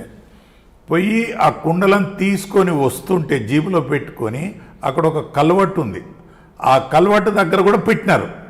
సో ఏదో ఎట్ల బండి సైకిల్ కూడా వస్తుంటే చిన్న బండ్లు అది అక్కడ జీబు ఆగింది, ఆ కింద కల్వట్లో ల్యాండ్ మైన్స్ వెళ్ళినాయి, ఈ బండ్లునే వెళ్ళినాయి, అందరూ చచ్చిపోయారు. కొత్త పిల్లోడు. అయ్యో. అది అంటే వాళ్ళు కూడా ఇంటెన్షనల్గా ఇవన్నీ ధర్మ యుద్ధాలా మరి వాళ్ళు చేసినాయి.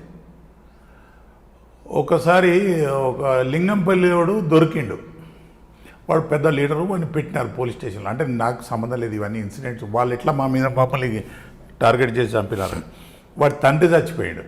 తండ్రి చచ్చిపోతే చితి అంటించాలంటే పోలీసు వాళ్ళని తీసుకొని పోయి వాడు ఎట్లా ఇన్ఫర్మేషన్ ఇచ్చుకున్నాడో అక్కడ దళం ఉంది, మొత్తం ఎస్కార్డ్ పోయిన పోలీసు వాళ్ళందరినీ చంపారు లింగంపల్లి అనే విలేజ్లో. మరి అప్పుడు మీకు ఏమనిపించింది? ఏముంది, చంపినని మళ్ళీ చంపాలా, లేకపోతే దొరికితే సరెండర్ చేయాలి. మరి దాన్ని రివెంజ్ తీర్చుకున్నారు మీరు? అవి ఎక్కడో అయిపోయి ఉంటాయి, ఇవన్నీ జరుగుతుంటాయా. యాక్షన్లలోనే పోయినారు చాలామంది. ఒకటి చేసినోడు ఆగడు కదా. ఇప్పుడు ఒకరిని చంపితే మా దాంట్లో హీట్ స్క్వాడు మన్ను మశాను మనకి ప్రొటెక్షన్ ఇచ్చినట్టు వాళ్ళ దాంట్లో కూడా పోలీసు వాళ్ళని చంపిన వాళ్ళను కమాండర్ చేసుడు, డీసీఎం చేసుడు, సీసీ మెంబర్ చేసుడు, స్టేట్ కమిటీ మెంబర్ చేసుడు, వీళ్ళంతా చదువుకొని థీసిస్ చేసి వచ్చిన వాళ్ళు కాదు. ఏ బాలగోపాలు వీళ్ళు కొంతమంది మేధావులు తప్పితే మిగతా వాళ్ళంతా ఎంతమంది పోలీసు వాళ్ళను ఎంతమంది ప్రజలను చంపితే అట్లా పైకి వచ్చిన వాళ్ళు. మీరు ఇంటర్వ్యూ చేసిన జంపన కూడా సీసీ లెవెల్ దాకా పోయిండు. ఈ was responsible for Santosh murder, అది ఏటూరు నాగారం బ్లాస్టింగ్ 2 జీబులలో. అట్లా ఎంత ఎక్కువ మంది పోలీసు వాళ్ళని చంపితే వాళ్ళంతా ప్రమోషన్లు అంత ఎంకరేజ్మెంట్ ఇచ్చుకుంటూ పోయినారు. వాళ్ళు అసలు ఆ మూమెంటు అణిచిపోవడానికి కారణం వాళ్ళు పోలీసు వాళ్ళ జోలికి రావడమే. మిగతా సిపిఎం లాగా దౌర్జన్యాలు నశించాలి, ప్లే కార్డులు పెట్టుకొని అది పెట్టుకొని ప్రజలలో కలిసి ఉంటే దానికి ఇంకా ఎక్కువ ఆదరణ ఉండేది. వాళ్ళు ఎప్పుడైతే 85 జూన్లో కొండపల్లి సీతారామయ్య గారు వాళ్ళు పెంబర్తి దగ్గర మీటింగ్ పెట్టి పోలీసు వాళ్ళను అటాక్ చేయాలి, పోలీసు స్టేషన్లు దోచుకోవాలని చెప్పినప్పటి నుంచే వాళ్ళ నాశనం స్టార్ట్ అయింది అనుకుందాం మనం. పోలీసు వాళ్ళు కొత్తలో కొంతమంది తెలియని వాళ్ళు అమాయకులు వాళ్ళ ఉద్యమం గురించి వాళ్ళ స్ట్రాటజీ తెలియని వాళ్ళు ఎక్కడో ఒంటరిగా దొరికినాడు, భార్యతో సినిమాకు రోడ్డు మీద పోయినాడు, చచ్చినాడు. కానీ తర్వాత పోలీసులు జాగ్రత్త పడ్డాక ఆఫ్టర్ 96 అనుకుంటా దొరగారు ఛార్జ్ చేసుకునేదేమో. ఓకే. ఒక 3-6 నెలల్లో బాగా పోలీస్ ఫోర్స్ బాగా అయింది. అరవిందరావు గారు, రాముడు, తర్వాత ఇంకా అంటే ఈజీగా వాటిని ట్యాకిల్ చేసిన కొంతమంది ఆఫీసర్లు కూడా ఉన్నారు, టెన్షన్ ఫీల్ కాకుండా మంచిగా. They are very efficient. ఇప్పుడు అనురాగ్ శర్మ గారు వరంగల్ డిఐజీ ఎంత టెన్షన్ అయినా పాపం పీస్ఫుల్గా ఉంటుండే, మాకు మంచి గైడ్లైన్స్ ఇస్తుండే. తర్వాత ఇప్పుడు ఆంధ్ర డీజీ ఉన్నాడు గౌతమ్ సావంగ్, ఆయన కూడా బాగా చేసినాడు వరంగల్లో ఉన్నప్పుడు. ఈ క్రియేటెడ్ టెర్రర్ చూస్తే మొన్న కలిస్తే ఎంత స్మార్ట్గా ఎంత నవ్వుకుంటున్నాడు అంటే అమ్మ ఇట్లుండాలి అనుకున్నాను, ఆదర్శంగా తీసుకోవాలి, వీళ్ళను రిలాక్స్గా ఉండాలి. అంటే మీరు అన్నట్లుగా పెంబర్తి తీర్మానం తర్వాత పోలీసుపై దాడులు జరిగాయి మీరు అంటున్నారు. కానీ అటువైపు నుంచి వెర్షన్ ఏముందంటే మమ్మల్ని మా ఉద్యమాన్ని అణగదొక్కడానికి మాల్లో విభేదాలు తీసుకొచ్చి మమ్మల్ని బాగా అణగదొక్కుతారు కాబట్టి అటువంటి పరిస్థితుల్లో మేము పోలీసుల మీద దాడులు చేయాలని? లేదు, ఉద్యమము అణదొక్కుడు కాదు, వాళ్ళకు ఆయుధాలు కావాలి. ఆయుధాలు కావాలంటే అల్లూరి సీతారామరాజు ప్రిన్సిపల్ లాగా పోలీస్ స్టేషన్లు కొల్లగొట్టాలి. పోలీస్ స్టేషన్లు కొల్లగొట్టాలంటే పోలీసులను చంపాలి. Simple equation. ఫస్ట్ వాళ్ళు కొమాల్ రెడ్డి, మొన్న పేరు నేను చెప్పలేకపోయినా, ధర్మపూర్లో వాడు హోటల్లో చా తాగుతుంటే అతన్ని చంపినారు ఫస్ట్. తర్వాత నరసింహరావు గారు ఏమో కాగజ్ నగర్లో పోలీస్ క్వార్టర్ నుంచి పోలీస్ స్టేషన్కి పోతుంటే, నడిచిపోతుంటే అక్కడ చంపినారు. కాంపౌండ్ వాళ్ళ రోడ్డు సరిగ్గా పోలీస్ స్టేషన్ కాంపౌండ్ వాళ్ళు ఉండకపోయేది మన్ను మశాను. అప్పుడు పోలీస్ స్టేషన్ అంటే వానికి లెక్కలేదు, ఏదో నిజాన్న కాలంలో కట్టించినాయి. తర్వాత దొరగారు చంద్రబాబు నాయుడు వచ్చి కొంచెం మంచి ఒక ఫోర్ట్ లాగా ఉండే పోలీస్ స్టేషన్లో పర్వతగిరి, రేగుండ అక్కడిక్కడ ఎఫెక్టెడ్ ఏరియాస్లో చాలా కట్టినారు. ఓకే, అది అవి కొంచెం శత్రు దుర్భైత్యం, అవి గడీలు బురుజుల్లాగా. అంటే చంద్రమౌళి గారు చేసిన ఎక్స్చేంజ్ ఆఫ్ ఫైర్లో కావచ్చు, ఎన్కౌంటర్లో చిన్న బంపింగ్ ఎన్ని ఉంటాయి? ఇంకెందుకు ఇప్పుడు అవసరమా? అవి ఉండిపోతాయి అప్పటిదప్పుడు. ఆ టైంకి అవి అవసరము, చేయనము. ప్రజలు కూడా మెచ్చుకున్నారు, ఆదరించినారు. ఇప్పుడు ఏమన్నారు కొడితే కూడా ఫ్రెండ్లీ పోలీసు నువ్వు ఎందుకు కొడుతున్నావు అని అడుగుతారు. నాకు కావాల్సింది అంటే అన్ని డిపార్ట్మెంట్లలో కొంచెం గౌరవం ఉండేది, భయం లేకున్నా. అది వెళ్ళిపోయింది ఎప్పుడో. మన ఫ్రెండ్లీ పోలీస్ గురించి మాట్లాడే ముందు, మీరు ఆ టైంలో నార్త్ తెలంగాణ పనిచేస్తున్న టైంలో ఎవరైనా మావోయిస్ట్ కానీ సింపజైజర్ కానీ దొరికితే మీ ఇంటరాగేషన్ ఏ స్థాయిలో ఉంటుందండి? అంటే వాడి దగ్గర ఉండే ఇన్ఫర్మేషన్ అంటే కేవలం తుపాకీ పెట్టి బెదిరించడమేనా లేదా వేరే స్టైల్? తుపాకీ పెట్టి బెదిరిస్తే రేపు విడిచిపెట్టినాక వాడిని తుపాకీ పెట్టి బెదిరించిన కేసు పెడతాడు. అంటే మీరు తుపాకీ పెడితే వాడిని కొట్టేయాలండి, లేకపోతే తుపాకీ పెట్టద్దు. 307కు 302కు సేమ్ పనిష్మెంటే ఉంటుంది. ఓకే, మళ్ళీ మీరు తుపాకీ పెట్టారంటే మనిషిని బట్టి. ఒకడైతే కొంచెం పొలిటికల్గా తిరుగుతుండే, ఓంకార్కి అగేన్స్ట్ ఉంటుండే, మా పార్టీకి ఇన్ఫర్మేషన్ ఉంటుండే. వాడు యంగ్స్టర్ పెళ్ళైందని తెలిసింది, ఇక వీడు ఎవరికి చెప్పినా ఇంటలేడని వాడిని ఒక ఉత్తరం రాయరా అన్న. అంటే ఇట్ ఈస్ స్టైలు, స్ట్రాటజీ అప్పటి టైంకి అవసరం.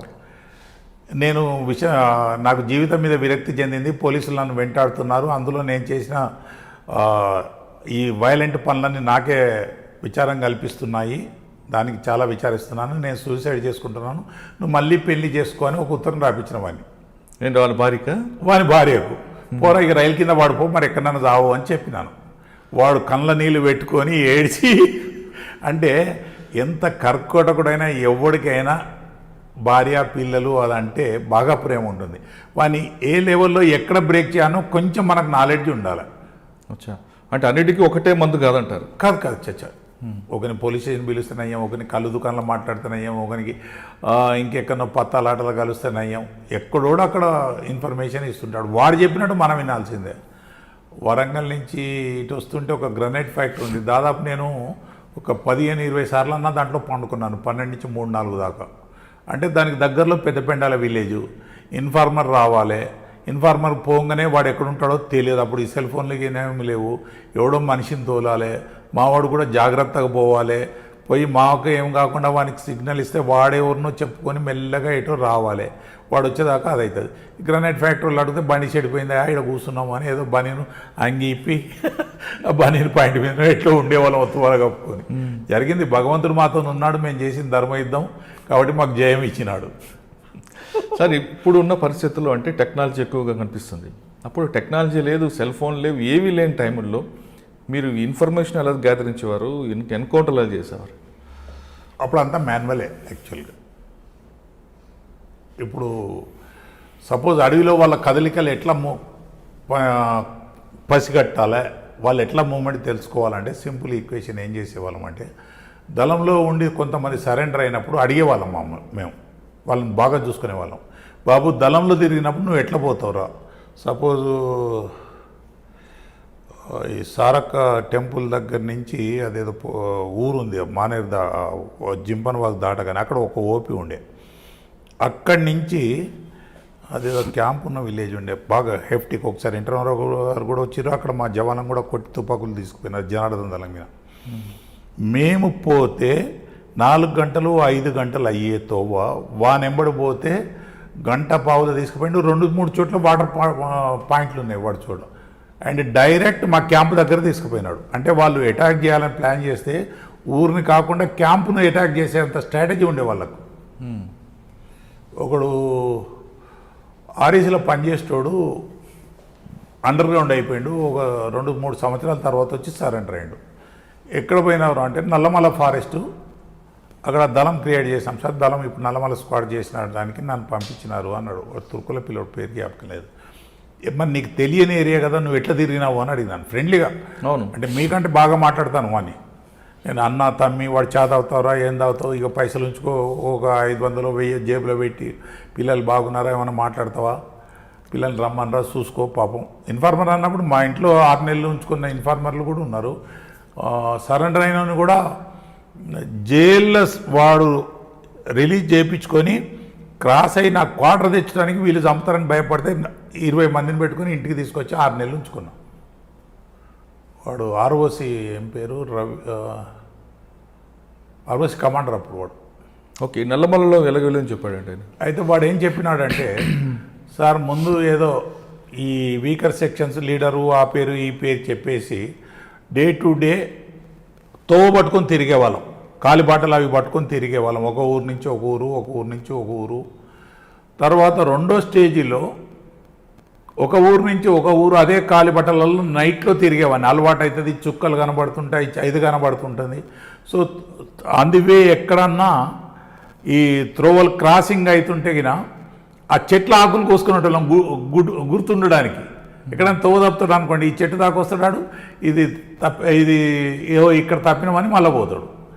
థర్డ్ స్టేజీలో వాడు ఒక ఊరు నుంచి ఒక ఊరుకు అడ్డంగా పోయినాడు. ఇక కాలిబాటలు వచ్చినాక ఇటు పోయి అటు పోయి లెఫ్ట్ పోయేసరికి ఇట్లా అడ్డంగా పోవచ్చు అని పోయినాడు. ఫోర్త్ స్టేజీలో వాడు నైట్లో కూడా అడ్డంగా తిరగడం మొదలుపెట్టిండు. అప్పుడు దళం ఫామ్ చేసారు. అది దళం స్ట్రాటజీ. అంటే వాళ్ళకి చదువు లేకున్నా స్ట్రాటజీ, మిలిటరీ ఆపరేషన్స్. అప్పుడు ఎవరో మిలిటరీ డిజర్టర్ కూడా వాళ్ళకు ట్రైనింగ్ ఇచ్చేవాడు, అది ఇదని ఏదేదో చెప్పేవాళ్ళు. నా లెవెల్ కాదు అది. సో అందుకే వీళ్ళకి ఆర్మ్స్ ట్రైనింగ్, వెపన్స్ ట్రైనింగ్, ఈ ల్యాండ్ మైన్స్ బ్లాస్టింగ్ ఇదంతా తెలిసింది. వీళ్ళకి ఎక్కడో తర్వాత డెవలప్ అయినాక ఎల్టీటీతో కూడా సంబంధాలు ఉన్నాయని అప్పుడు అనుకునే వాళ్ళం మేము, మా క్లాసులలో అది చెప్పేవాళ్ళం. సరే, ఇప్పుడు మీరు టెక్నాలజీ టైంలో వన్ ఎలాగ ఐడెంటిఫై చేసేవారు? ఒక దళం పలానా ఏరియాలో మూవ్మెంట్ ఉంది, ఆ ఇన్ఫర్మేషన్ మీకు ఎలాగ వచ్చేది? మీరు అక్కడ మీరు అన్నట్లుగా మీరు వెళ్ళాలంటే 5 గంటలు పడితే ఒక ఇన్ఫర్మేట్ ద్వారా 2 గంటలు అంటున్నారు. అలాంటివి ఎంత దీనికి డెవలప్మెంట్ తీసుకొచ్చారండి ఇన్ఫర్మేషన్? ఎందుకంటే పబ్లిక్ సపోర్ట్ అప్పుడు బాగా ఉండేది వాళ్ళకి. ప్రజల సపోర్ట్ మాకున్నా లేకున్నా వాళ్ళకు ఉండకపోయేది. ప్రజలలో డిస్గ్రంటిల్డో లేకపోతే వాళ్ళతో తిరిగి వెళ్ళొచ్చిన వాడో, వాళ్ళ నిరాదరణకు గురైన వాడో, లేకపోతే భార్య పిల్లల మీద ప్రేమ ఉండి సరెండర్ అయిన వాళ్ళు మాకు అప్పుడప్పుడు మా డబ్బుల ఆశకో ఇంకా దేనికో వాళ్ళ మీద పగకో. సో కొన్ని జాలాల షెల్టర్ వైఫ్లను రేప్ చేస్తే వాళ్ళు పగబట్టే మాకు ఇన్ఫర్మేషన్ ఇచ్చేవాళ్ళు. అట్లా కూడా చాలా అయినాయి. వీడు షెల్టర్ ఇచ్చిండు, వాళ్ళ దగ్గర పైసలు పెట్టిరు వీళ్ళు, వాడు సంబరపడ్డాడు. తర్వాత వాళ్ళ ఇంటి వాళ్ళతో అదైతే ఎవడు ఓర్చుకోడు కదా. అట్లా వచ్చిన ఇన్ఫర్మేషన్ కూడా కొన్ని పేర్లు ఎందుకు అప్రస్తుతం. అది ఓకే, వరంగల్లో ఎవరిని ఎట్లా వాడుకోవాలనో అట్లా వాడుకోవాలి. ఇప్పుడు వరంగల్లో ఇక ఇన్సిడెంట్ టైము అది ఇది ఎందుకు కానీ ఒకరికి బాగా డబ్బులు ఇచ్చి మనకు ట్యాక్సీ కారు కొనిచ్చి మన భార్యకు వీడు స్నేహితమైనాడు. ఎవడో దళం కమాండర్ గారు ప్లేన్ అయ్యేవాడు. దాంట్లో ఎక్కడి నుంచి ఇన్ఫర్మేషన్ తీసుకురావాల్సి వచ్చింది అంటే వీళ్ళని కాన్విన్స్ చేయడానికి ఆమె తల్లిగారు కజిన్ బ్రదర్స్ అక్కడి నుంచి తీసుకొచ్చి కొనాకు వీళ్ళని కన్విన్స్ చేసి వాడు వస్తే చెప్పుతాము అన్నప్పుడు ఆయన కొడుకులు వాళ్ళు ఏం చేస్తారంటే ఎక్కడున్నా భార్య పక్కన ఉండని ఎక్కడ ఉండని విప్పను వదులుకొని ఉండరు, రెడీ టు ఫైర్ అన్నట్టే ఉంటారు. అక్కడ ఫైరింగ్లో అయితే అక్కడ హన్మకొండలో ఒక ఇన్సిడెంట్ అయింది, అట్లా చనిపోయారు. పేరెందుకు అవ్వేందుకు ఇన్ఫర్మేషన్ తీయడమే లేటు. ఇప్పుడు దొంగతనాలైనా డెకాటీలైనా పోలీసుల స్ట్రాటజీ ఎట్లుంటుందంటే ఏ గ్యాంగ్ చేసింది, ఎక్కడి నుంచి వచ్చి చేసింది, అదొక్కటి క్లూ దొరికినాక వాడు ఎక్కడైనా దొరుకుతాడు. ఇంకెక్కడైనా చేసి ఆ పోలీసులకు దొరకవచ్చు, ఇంకెక్కడైనా దొరకవచ్చు. అప్పుడు ఇది తెలిసిపోతుంది ఎవరు చేసినారు. దాన్ని జీరోయింగ్ అంటాం. అక్కడ దాకా పోయి రెడీగా ఉండాలి, రెడీ టు ఆపరేట్. ఇన్ఫార్మర్ మనవాడు వస్తారు, ఈరోజు కాకపోతే ఈరోజు 3 నెలలు ఉంటాం, 6 నెలలు ఉంటాం వెయిటింగ్లో. కానీ అంత ఓపిక ఉండాలి కదండి. ఉంటేనే చంద్రమౌళి అయినాడు. మీరు పిలుస్తున్నారు రెండోసారి. ఇప్పుడున్న జనరేషన్కి అంత ఓపిక ఉండట్లేదు కదండి. వెంటనే టెక్నాలజీ వచ్చింది, మూమెంట్ అంత లేదు. కాకపోతే ఒక భయం ఏంటంటే ఇదే టెక్నాలజీని రేపు వాళ్ళు కూడా వాడతారు. టెక్నాలజీ ఒక పోలీసులకే వస్తుందని అనుకోవడం పొరపాటు. రేపు వాళ్ళు కూడా వాడితే ఎట్లా అనేది అప్పుడప్పుడు నాకు భయం అవుతుంది. అచ్చా, మనం ఆ సబ్జెక్ట్ గురించి మాట్లాడే ముందు వరంగల్లో ఒక అయ్యగారి ఇంట్లో దొంగతనం జరిగినప్పుడు చంద్రమౌళి గారు తను ఎలా డిటెక్ట్ చేశారు? నా పోలీస్ స్టేషన్ పేలే ముందు అది గమ్మతైంది. అది ఒక అయ్యగారింట్లో దొంగతనం అయింది, డెకైట్ అది కొట్టి తీసుకుపోయినారు బెదిరించి. పాపం పూజారి ఆయన మంచోడు. సో తెల్లారగట్ట నేను పోతే చెప్పినారు, సార్ ఇద్దరు ముగ్గురు వాళ్ళకి బాల్ బాగా పెరిగింది, తుర్కం మాట్లాడినారు. తుర్కం అంటారు అక్కడ. వరంగల్లో నిజామాబాద్ కరీంనగర్లో ఉన్నంత ఇన్ఫ్లుయెన్స్ లేదు ఇస్లాంది అక్కడ. సో చాలామందికి ఉర్దూ మాట్లాడడం కూడా రాదు, వరంగల్ ఖమ్మం వాడు వచ్చినారు. సార్ హిందీ తుర్కం మాట్లాడినారు, అది ఇది అంటే ఎవడు ఉంటాడు అబ్బా అని పొద్దున్నే 6 గంటలకే డాగ్ స్క్వాడ్ పిలిచి తీసుకపోతే ఆ కలెక్టర్ ఆఫీస్ వెనకాల డిజర్టర్ ప్లేస్లో కొన్ని చీరలు బట్టలు వీళ్ళ ఇంట్లో దొంగతనమైన పట్టున్నాయి. సో అయ్యగారు చెప్పిన దాన్ని బట్టి ఎవడన్నా సర్దార్జీ కావచ్చు అనుకొని అక్కడ చెట్టు కింద అటుపక్క తిరిగి ఉన్నాము. సరిగ్గా సర్దార్జీ 12 బజే అన్నట్టు వాడు 12 గంటలకు వచ్చిండు. మళ్ళీ చాలా మంది అందుకున్నాం. రాత్రి వాడిని పోలీస్ స్టేషన్లో పెడితే పోలీస్ స్టేషన్ వెళ్తే వాడిని ఒక కన్ను పోయినట్టుంది. వాడిని బతికినారు, వాళ్ళు సివిలియన్స్ లాకప్లో ఉన్నారు కనుక సేఫ్ అయింది. అదే నేను పోలీస్ స్టేషన్లో ఒట్టి వదిలేస్తే వాళ్ళు కూడా చదువురు. అచ్చా, ఆయన తీసుకొచ్చి పోలీసు పెట్టిన తర్వాత బ్లాస్ట్ అయిందా? అదే రోజు రాత్రి అయింది. అదే రోజు ఆ రైతు సేవా సమితి అని ఒకటి ఉండే, వాని పేరు రామరెడ్డి, గాజర్ల రామరెడ్డి ఎవరు ఉండే, వాడు పెద్ద టెర్రర్ క్రియేట్ చేస్తుండే. ప్లేన్ ఏరియా దళం అన్నట్టు ఇవన్నీ 100 మందిని పిలుస్తుండే, ట్రాక్టర్ల మీద వస్తారు, ఎరువులతో నకిలీ అమ్ముతురు అని వాడిని తాగినట్టు చేసి వీడు చచ్చినట్టు చేస్తే వాడిని కొట్టుడు, వానికి చెప్పులు దండేసి ఊరేగింపు చేసుడు ఎరువులోనికి. వాళ్ళందరూ భయపడి దుకాణంలో పని చేసుడు. కలెక్టర్ ఆఫీస్ దిగ్బంధం అంటే 100. అంతకుముందు నేను ఒకసారి ఎస్ఐబీలో ఉన్నప్పుడు పోయి వచ్చేసరికి ఇన్స్పెక్టర్ డిఎస్పీలు అందరూ రోడ్డు మీద ఉన్నారు, వర్షం పడుతుంది, 100 ట్రాక్టర్లు ఉన్నాయి. అరే వీని ఐఎస్ఓ మా వీడు రోడ్డు బ్లాక్ చేసేద్దాని అనుకున్నా. నేను పోయినాక ఛాన్స్ వచ్చింది, కొడితే ఆ రోజు ఈ పోలీస్ స్టేషన్ పేలిన రోజు దినమంతా అల్లర్లైన కూడా అటుపోకుండా అదేది అడ్వకేట్ కాలనీలో మా బండి మీద కూడా ఫైరింగ్ అయింది. ట్రాక్టర్లకి వెళ్ళి దుంకిపోయారు వాళ్ళు. చాలాసార్లు జరిగినాయి. ఒక్కొక్కసారి బస్సులను హైజాక్ చేసి కూడా ఆపుకొని పోలీసు వాళ్ళు కనబడితే ఫైరింగ్ చేస్తూ కొంటూ ఉరికేటోళ్ళు చాలా జాగాలు అట్లా. పబ్లిక్ కూడా ఉండడానికి ఒకసారి జరిగింది కదా వరంగల్లో, ఏటూరు నగర్ అనుకుంటాను, బస్ బ్లాస్ట్ జరిగింది అప్పుడు. అయినట్టుంది, అది నాకు కొంచెం ఐడియా. కానీ వరంగల్లో హంటర్ రోడ్డుకి మీకు ఏటూరు నగరం కంటే ఆ కాకతీయ రైల్లో అగ్గి పెట్టడము కాలబెట్టడం కూడా పెద్ద ఇన్సిడెంట్ కదండి అప్పుడు, మేజర్. అవును. కానీ వరంగల్లోని హంటర్ రోడ్డుకి చంద్రమౌళి గారికి బాగా దగ్గర సంబంధం ఉందంటుంటారు. అంటే హంటర్ రోడ్ డిజర్టెడ్ ప్లేస్ అప్పుడు.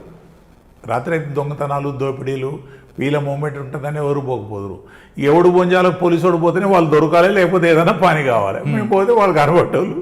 ఎక్స్చేంజ్ ఆఫ్ ఫైరింగ్లు అయినా చాలా మంది చాలా ఇన్సిడెంట్లు అయినాయి అప్పుడు. హంటర్ రోడ్ అంటే అయితే చంద్రమౌళి లేకపోతే వాళ్ళు. పద్మాక్షమ్మ గుట్ట అందులో స్పెషల్గా పద్మాక్షమ్మ గుట్ట ఆ ఏరియా కొంచెం అడవిలాగా ఉంటుంది. అవును సార్, మీరు గద్దర్పై కాల్పులు జరిపింది నాకు ఎలాంటి సంబంధం లేదు. గద్దర్ జరిగింది కాదు, జరిగింది. గద్దర్పై కాల్పులు జరిగిన ఇన్సిడెంట్తో నీకు ఎలాంటి సంబంధం లేదు మీరు అంటున్నారు. దాని వెనక ఎవరో గద్దర్కి వ్యక్తిగత శత్రువులు అయ్యిండొచ్చు అని మీరే చెప్తున్నారు. కానీ గద్దర్ గారు 2004లో మావోయిస్టు పార్టీ చర్చల సమయంలో మీరు అప్పుడు బంజారాహిల్స్ ఏసీపీగా బందోబస్తుకు వచ్చినప్పుడు ఒక ఎమ్మెల్యే సమక్షంలో మీకు పరిచయం చేసినప్పుడు గద్దర్ గారు డైరెక్ట్గా మీకు వార్నింగ్ ఇచ్చారని కూడా ఒక వార్త ఉంది, వాస్తవా కాదా? వార్నింగ్ అంటే ఆయన వాళ్ళు నాకు ఇచ్చేది కానీ ఆర్గ్యుమెంట్ పెట్టుకున్నాడు, నన్ను బెదిరించినాడు. అంటే ఎట్లా బెదిరించినాడంటే, నేను అప్పుడు ఏసీపీ బంజారాహిల్స్ చర్చలైన చెన్నారెడ్డి హ్యూమన్ రిసోర్స్ ఇన్స్టిట్యూట్లో. So I was in charge for law and order. నేను ఉండేవాని, పొద్దుటే వెళ్ళిపోయేవాని. ఆ రోజు థర్డ్ డేనో ఏమో నా ఎస్కాట్ నాకుంది, వాళ్ళు ఉన్నారు. వరంగల్ ఎక్స్ఎమ్మెల్యే పురుషోత్తమరావు గారు చాలా పెద్ద మనిషి, మంచోడు. ఆయన ఉన్న వరవర్రావు కలిసి వస్తారు. అండ్ పురుషోత్తమరావు గారికి నేను యంగ్ కుర్రోడు ఎస్ఐ ఉన్నప్పటికెళ్ళి తెలుసు. ఆయన ఆగి, సార్ నమస్తే బాగున్నారా అని అడిగి వరవర్రావుకి చెప్పబోయాడు. చంద్రమౌళి గారు మన జిల్లాలో చేసినాడు తెలుసా అని. వాడు అంటాడు నన్ను, వీడు రాక్షసుడు, వీడెందుకు తెలియదు అంటాడు. మరి నీ అమ్మ నేను నీ ఇంటికి వచ్చింది లేదు, నువ్వు నా ఇంటికి వచ్చింది లేదు, వీడేంది అందిస్తుండు అనుకున్నా. అంటే ఆ మాట వస్తే కూడా ఆ కాలంలో ఇట్లాంటి మాటలు వాళ్ళతో వస్తే సెలవులు పెట్టిపోయిన పోలీసు వాళ్ళు కూడా ఉన్నారు. అరే వీనికి నేను టార్గెట్ అయినా అని భయంతో, లేకపోతే వాళ్ళ ఇంటికి పోయి కలిసిన వాళ్ళు ఉన్నారట. నేను మాత్రం అరే అమ్మ వీడు పోలీసు వాళ్ళు వీడిని ఎందుకు వేయడం లేదు అనుకున్నా. మనసులు అబద్ధం ఎందుకు, వీళ్ళు లేకపోతే మూమెంట్ ఉండదు కదా అన్నట్టుండి ఇంతమందిని పంపిస్తుండు కదా, ఇప్పుడేదో శిక్ష పడుతున్నాడు. అంతలకే ఈ సిపి గ్రూప్ దళం వచ్చేసింది. వాళ్ళు వాలంటీర్లు పొరగాళ్ళు యూనిఫామ్ వేసుకునేటోళ్ళు అడవిలో, కానీ ఇక్కడ వాలంటీర్లుగా తెల్ల షర్టు బ్లూ షర్ట్ నెక్కర్ వేసుకొని కూరరాజన నా చిన్నప్పటి క్లాస్మేట్ అన్నాను కదా, అవును. మన తమ్ముడు ఒకడు అమర్ అని ఉండే, అవును. ఇప్పుడు అండర్ గ్రౌండ్ ఉన్నాడో ఏమో. ఇలా బయట ఉన్నారు కోరదేవి విమలక్క హస్బెండ్, ఆమె కూడా తిట్టింది ఒకసారి, సరిపోని కానీ ఆమెకి నేను ఎవరో తెలియక తిట్టింది. వాళ్ళు వస్తారు, వాడు నన్ను చూడంగానే చిన్నప్పుడు ఒక జాలు తిని ఒక జాలు పెరిగిన వాళ్ళం మా ఊరు. నాకంటే ఒక క్లాస్ తక్కువైనా నాకు ప్రాణ స్నేహితుడు కుర్రాజన్ అప్పటిదాకా. మేము వాడు ఇంజనీరింగ్ కాలేజీ, నేను డిగ్రీ వచ్చేదాకా. ఇక అక్కడ డిఫరెన్సెస్ వచ్చి విడిపోయినాం. వస్తుంటే వీడు అమర్గాడు ఆ మందిని తోసుకొని వచ్చి నా దగ్గరకు వచ్చి కాలు మొక్కి, అన్న బాగున్నావే అని కాలించుకొని, వానెంబడి గద్దారు వీళ్ళందరూ వస్తారు కదా, వస్తే అన్న తెలుసా అని, చంద్రమౌళి అన్న మా ఊరు, మా అన్న క్లాస్మేటే, కాకపోతే దేవుడు మా అన్న ఇటు పోయిండు, ఈయన అటాచ్ చేయండు అంటే, వాడు అనవసరంగా రెచ్చిపోయి, వీడు నాకెందుకు తెలియదు, ఇదంతా నువ్వే కాదురా, నిన్ను అరవిందరావు గారిని దొరను ఎప్పటికైనా చంపుతాం రా, మేము కసి తీర్చుకుంటాము అన్నాడు ఓపెన్గా. ఈ అమ్మ అప్పుడు నేను నాకు తెలియదు అన్న, చుట్టుపక్కలోడు ప్రెస్ వాళ్ళు వీళ్ళు వీడు ఏదో భయపడ్డాడు అని అనుకుంటారు. ఎస్బీఓలు ఏమో ఎవడో తమిళ పొడుతురుకోడు, వాళ్ళు ఉండి ముస్లిం ఉండి క్యా బాత్ కర్రే సాబ్ అని అంటారు. ఈ అమ్మ ఇది ఏందని నేను పిస్టల్ తీయలేదు, కానీ చెప్పిన నేను, అరే నువ్వు నన్ను అనుకుంటున్నావు, ఆ రోజు నేను వచ్చి ఉంటే నీ తలకాయ కొట్టి నేను కథమే చేస్తోని, కానీ మేము అట్లా కాదు, నాకు సంబంధం లేదు. ఇప్పుడు చర్చలు ఫెయిల్ అయితే మాత్రం నా ఫస్ట్ టార్గెట్ నువ్వే అవుతావు అని చెప్పిన. నువ్వే రీజన్ అవుతావు, దీనికి రెస్పాన్సిబుల్ అవుతావు చర్చలు ఫెయిల్ అయితే, నాకు మాత్రం టార్గెట్ అవుతావు అన్న అంతలకి వాడు వాళ్ళు లాక్కపోయాడు. సో నేను అనుకున్నా, ఓహో వీని మనసులో ఇంకా నా మీద అనుమానం ఉంది. కానీ చర్చల తర్వాత గద్దను టార్గెట్ చేశారా మీరు? లేదు, ఇక చర్చల తర్వాత గద్దర్ ప్లేన్ ఏరియాలో ఉన్నాడు, ఎక్కడ పోలేదు, తిరగలేదు, భయపడ్డాడు. అది సంగతి. నేను ల్యాండ్ ఆర్డర్లో ఉన్నా కదా, I was confine to land order problem. Sir, ఇంకా ఉస్నాబాద్లో ఒసే రామురమ్మ ఆ సినిమా రీలు తగలబెట్టడం వెనక కారణం ఏమంటారు? ఒసే రాములమ్మ అంటే ఏదో నక్సలైట్లకు సపోర్ట్గా ఏదో పాట గారు, అది నాకు సంబంధం లేదు. ఉస్నాబాద్ నా ఏరియా కూడా కాదు, అది వేరే జిల్లాది. కాకపోతే అప్పుడు ఆ క్రాంతిసేన దాడులు, ఎదురు దాడులు అందరు వీళ్ళు. మాకు కోడ్వర్డ్ అంటే పేపర్లో సర్క్యులేషన్లో వీళ్ళ మీద దాడి చేస్తే ఎదురు దాడులు అని, వీళ్ళు కూడా సెన్సిటివ్ ఉన్నారు. ఆ పిక్చరు ఫస్ట్లో ఒకటి మా భూమి అని వచ్చింది, అది కంపెనీజం. దాని తర్వాత హిట్ అయింది రాములమ్మ తర్వాత ఇంకెవరితో వచ్చింది, దాసరి నారాయణరావుతో ఒకటి, కృష్ణది ఒకటి, నాగార్జునది. అప్పుడు వీళ్ళందరూ వేషాలు వేసుకొని తిరిగేటోళ్ళు, మేమే నక్సలైట్ జిందాబాద్ దొరల అరాచకాలు. అంటే వీళ్ళు నక్సలైట్లను సాధేది లేదు, నక్సలైట్ల సానుభూతి అయ్యేది లేదు, నక్సలైట్లు ఎంబడిపోయేది లేదు, కానీ వాళ్ళ పేరు మీద సంపాదించుకున్నారు పైసలు. అంతకుముందు దాసరి నారాయణరావు దశ మారింది అప్పుడు ఆ సినిమాతోనే అంటారు. నేనుడే కానీ ఆయన ఎప్పుడు కలవలేదు, ఆయన మినిస్టర్ అయినా కానీ బంజారాహిల్స్లో ఉన్నప్పుడు కలుసుకొని. అయితే దాని మీద కోపంతో ఎవరో క్రాంతి సేననో ఎర్రదండో, కరీంనగర్లో కూడా ఎర్రదండు బిర్రదండు ఉన్నాయని వీళ్ళే రాసుడు. వీళ్ళు తప్పితే ప్రజలు ఇవ్వడం లేదు, ఏ పేపరు 1-2 విలేకరులు 3 తప్పితే ఎవరు అనేది వీళ్ళు. ఇదంతా క్రాంతి సేన పని. అంటే ఒకరిని టార్గెట్ చేయాలి, ఒకరిని హిట్ చేయాలి, ఒకరిని చంపాలంటే వాడిని ముందు బ్లేమ్ చేసుకుంటూ పోతారు. క్రాంతిసేన చంద్రమౌళి గారు చెప్పించిండు, క్రాంతిసేన చంద్రమౌళి గారు చెప్పించిండు, ఏదైనా ఏమో ఎక్కడో మంచిర్యాల అయితే నాకేం పని కదా. సో క్రాంతిసేన ఫిల్మ్ గాలబెట్టినట్టు హుస్నాబాద్లో. తర్వాత మాత్రం అంటే నేను అనంగినుడు, అది ఎంతవరకు నిజమో తెలియదు నాకు ఇవ్వాలటి వరకు. వాళ్ళు బాగా రియాక్షన్, నంది అవార్డులు కూడా బాయ్కాట్ చేసిరు. దీని మొత్తానికి ఇదంతా అరవిందరావు గారు పెంచి పోషిస్తున్నాయని ఏదో ట్రాన్స్ఫర్ చేసిరు, అది ఇదని ఏదో అన్నారు, కానీ ఇవన్నీ కట్టుకథలేదు, నేను పట్టించుకోలేదు, నా లెవెల్ కాదులే అది. తర్వాత మళ్ళీ సార్ అవసరం ఉంది కనుక సార్ని ఇంపార్టెంట్ పోస్టింగ్లనే పెట్టింది. ఎప్పటికీ అప్పట్లో మూమెంట్, ఒక్క ఫిల్ము 1000 మంది చూస్తారు, 100 మంది తయారవుతారు, కనీసం ఒక 10 మంది అది పోతారు. దానికి రీజన్ ఏంటి అంటే, ఇండివిజువల్గా నా ఒపీనియన్ చెప్తాను, ఆ సినిమాని బ్యాన్ చేస్తే అయిపోతుంది కదా, అయిపోయింది. గవర్నమెంట్ బ్యాన్ చేయలేదు, ప్రజలు బ్యాన్ చేసారు. ప్రజలు బ్యాన్ చేశారు, పోలీసులు బ్యాన్ చేయించారు. లేలే, పోలీసులకు సంబంధం ఉండదు. పోలీసులు కావాలని ఎవడు చేతులు కాల్చుకోడబ్బా. ఏదైనా పై అధికారుల ఉత్తర్వులు, అది న్యాయమా కాదా, రేపు నాకేమన్నా ఎఫెక్ట్ అవుతా, నాకంటే నా ఉద్యోగానికి, వానికి ప్రాణం కంటే తీపి ఉద్యోగం. యాక్షన్లలో చనిపోయినా బాధపడాడు, కానీ కొంతమంది ఉంటారు, నేను చస్తే ఎట్లా, నా కుటుంబానికి ఎట్లా, ఇదంతా నాకెందుకని ఇంకెక్కడన్నా పైసలు దొరికి జాలపోతారు ఆ పైరు ఉన్న వాళ్ళు. కానీ లేకపోతే ఆఫీసర్లతో మాట పడొద్దు అనే ఉద్యోగం చేసేవాళ్ళు నార్త్ తెలంగాణలో ఎక్కువ. అక్కడ వాతావరణం ఎవడు కావాలని అరాచకం కావాలని ఇవి చేయడం. మీకు నార్త్ తెలంగాణలో కూడా ఏసీబీ ట్రాప్లు వెరీ వెరీ లెస్ యాక్చువల్గా పోలీసులలో. ఆ దిశటోడు కూడా ఎవడు ఉండడు. సార్ మీరు అన్నట్టు పాయింట్లో ఒక విషయం వస్తుందండి. నార్త్ తెలంగాణలో పనిచేసిన ఆఫీసర్లు కొంతమంది అక్కడ ఎన్కౌంటర్లు చేసామని పేరు చెప్పి ప్లెయిన్ ఏరియాలోకి వచ్చి హైదరాబాద్ సరౌండ్ రంగారెడ్డి మెదక్ ఏరియాలో పోస్టులను తీసుకొని డబ్బులు సంపాదించారు. అంటే గతంలో కొంతమంది సరెండర్ నక్సల్స్ ఏ విధంగా అయితే సెటిల్మెంట్ చేస్తున్నారో అదేవిధంగా కొంతమంది పోలీస్ ఆఫీసర్లు కూడా మేము ఒకప్పుడు ఎన్కౌంటర్లు చేస్తాం, మేము టార్గెట్ అయ్యాం, మాకు ఈ పోస్టింగ్ ఇవ్వండి అని తీసుకొని డబ్బులు సంపాదిస్తున్నారు అనేది ఒక వార్త ఉంది. వాస్తవం లేదు. అది ఎట్లుంటుందంటే తెలంగాణలో 2 రీజియన్లు ఒక ఐజీ లెవెల్లో. నార్త్ తెలంగాణ 4 జిల్లాలు. ఒకప్పుడు నల్గొండ కూడా మాకు వరంగల్కి ఉండేది. ఖమ్మం, వరంగల్, కరీంనగర్, ఆదిలాబాద్, ఆ బెల్ట్ గోదావరి బెల్ట్ అదంతా నార్త్ తెలంగాణ. వాళ్ళు అక్కడ దక్కనే తిరుగుతారు. వాళ్ళ ప్రమోషన్లు లేట్ అవుతుంటాయి, వాళ్ళకి పైరవీలు రావు. వాళ్ళు ఎప్పుడు ఏమన్నా ఎన్కౌంటర్లు అయితేనే ప్రమోషన్ వస్తుందేమో అని ఆశతో ఉంటారు తప్పితే అక్కడ సంపాదన కూడా చాలా తక్కువ. ఎక్కువ మెజారిటీ అంటే అక్కడ సంపాదించడం కాదు, వరంగల్ అదవుతారు. ఈ రీజియన్ ఉంది కదా సౌత్ తెలంగాణ రీజియన్, మహబూబ్ నగర్, నల్గొండ, నిజామాబాద్, మెదక్, మహబూబ్ నగర్, వీళ్లకు అంటే నేను నిజామాబాద్ ఇది నా పర్సనల్ వ్యూ, ఎవరికి సంపాదించింది కాదు, ఎవరిని బ్లేమ్ చేయాలని చెప్పేది కాదు. వీళ్ళకి ఎంతసేపు నిజామాబాద్లో ఉంటే కూడా వాడు అడవిలో ఉన్నా అని ఫీల్ అయ్యి కూకట్పల్లికి రావన్నా, చాదరగడ్డకు రావన్నా, హైదరాబాద్ రంగారెడ్డికి రావన్నా అనే పైరవీలు చేసుకుంటుంటారు. కంపల్సరీ వాళ్ళకి ఛాన్స్ వస్తుంది. కానీ అక్కడ ఇంత ఉండదు. భయము, భక్తి ఇవన్నీ ఉన్నాయి అక్కడ. కమిట్మెంట్ మీకు ఎందుకు వేరే బెటాలియన్ జవాన్ల కంటే 4th బెటాలియన్ వాళ్ళు మంచి ఫైటర్లు ఉంటారు అప్పుడు. ఓకే, అది మీరు అన్నది కూడా వాస్తవమే. 69 నుంచి వాళ్ళు ఈ నక్సలైట్ ఉద్యమంలో మునిగి తేలుతున్నారు వాళ్ళు. మీరు అన్నది ఇంట్లో వాస్తవం కనిపిస్తుందండి. నార్త్ తెలంగాణ ఎప్పుడు ఏసీబీ ట్రాప్లు అవి దొరకవు, very very very very rare.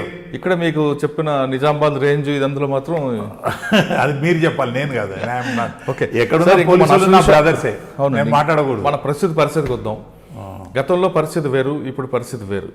Naxals moment బాగా క్రమేపీ ప్రజల సహకారం ఉంది కాబట్టి ప్రజల దగ్గర రావటం కాబట్టి తగ్గుతుంది. అది ఛత్తీస్గఢ్, మధ్యప్రదేశ్ ఆ ప్రాంతం పరిమితమైంది. కానీ మరొకసారి తెలంగాణ సరిహద్దు ప్రాంతంలో మూమెంట్ కనిపించడం, ఎన్కౌంటర్ జరగడం, దీన్ని మనం ఏ విధంగా భావించవచ్చు? అంటే సబ్జెక్ట్ చెప్పాలంటే ఈ దండకారణ్య పరిధి అనేది ఉంది, అది తెలంగాణలో కూడా ఉంది. తెలంగాణ గోదావరి బెల్టు, కొంతవరకు భద్రాచలం, ఇంకా అవతలి పక్క వైజాగ్ భద్రాచలం, తర్వాత మంచిర్యాల, మధ్యప్రదేశ్, ఇవన్నీ ఆనుకొని దండకారణ్యం ఉంది. ఇది ఎంత చెడ్డ ప్లేస్ అంటే రాముడు ఎక్కడికి వెళ్ళి వచ్చిండు, నార్త్ ఇండియాకి వెళ్ళి. ఈ శూర్పణఖ వీళ్ళు ఎక్కడి నుంచో వచ్చిర్రు, అది వాళ్ళ ప్లేస్ కాదు, ఇది వీళ్ళ ఇక్కడ వచ్చి ముక్కు చెవులు కోసుకొని ఇక్కడ మొదలైంది. అంటే ఇది ఎప్పటికీ వార్ జోన్, ఇది యుద్ధకాండ. ఎప్పటికీ యుద్ధాలు జరుగుతూనే ఉంటాయి, అన్నీ జరుగుతూనే ఉంటాయి. కమ్యూనిస్ట్ ఉద్యమం ఇక్కడనే వచ్చింది. మరి ఆంధ్రలో ఇక్కడికంటే ఎక్కువ భూస్వాములు ఉన్నారు, ఎక్కువ డబ్బు ఉన్న వాళ్ళు ఉన్నారు, అక్కడ ఎప్పుడు రాదు. సో వాతావరణం, టోపోగ్రఫీ, అక్కడ ఉండే ఆ చారిత్రాత్మక ఇన్సిడెంట్ ఘట్టాలు ఇవి. అంటే అప్పుడులో మూమెంట్కి భూస్వామ్య వ్యవస్థకి పెద్దందారుల మీద పోకడికి వచ్చింది. ఇప్పుడున్న పరిస్థితి అది కనిపించట్లేదు కదా. అది కనిపించడం లేదు కనుక, అంటే నాకు తెలిసిన ఇన్ఫర్మేషను, ఒకప్పుడు తెలంగాణలో ఉన్న మావోయిస్టులు మొత్తం భారతదేశంలో సీసీ కమిటీలో కూడా ఎక్కువ రిప్రజెంటేషన్ చేసేవాళ్ళు.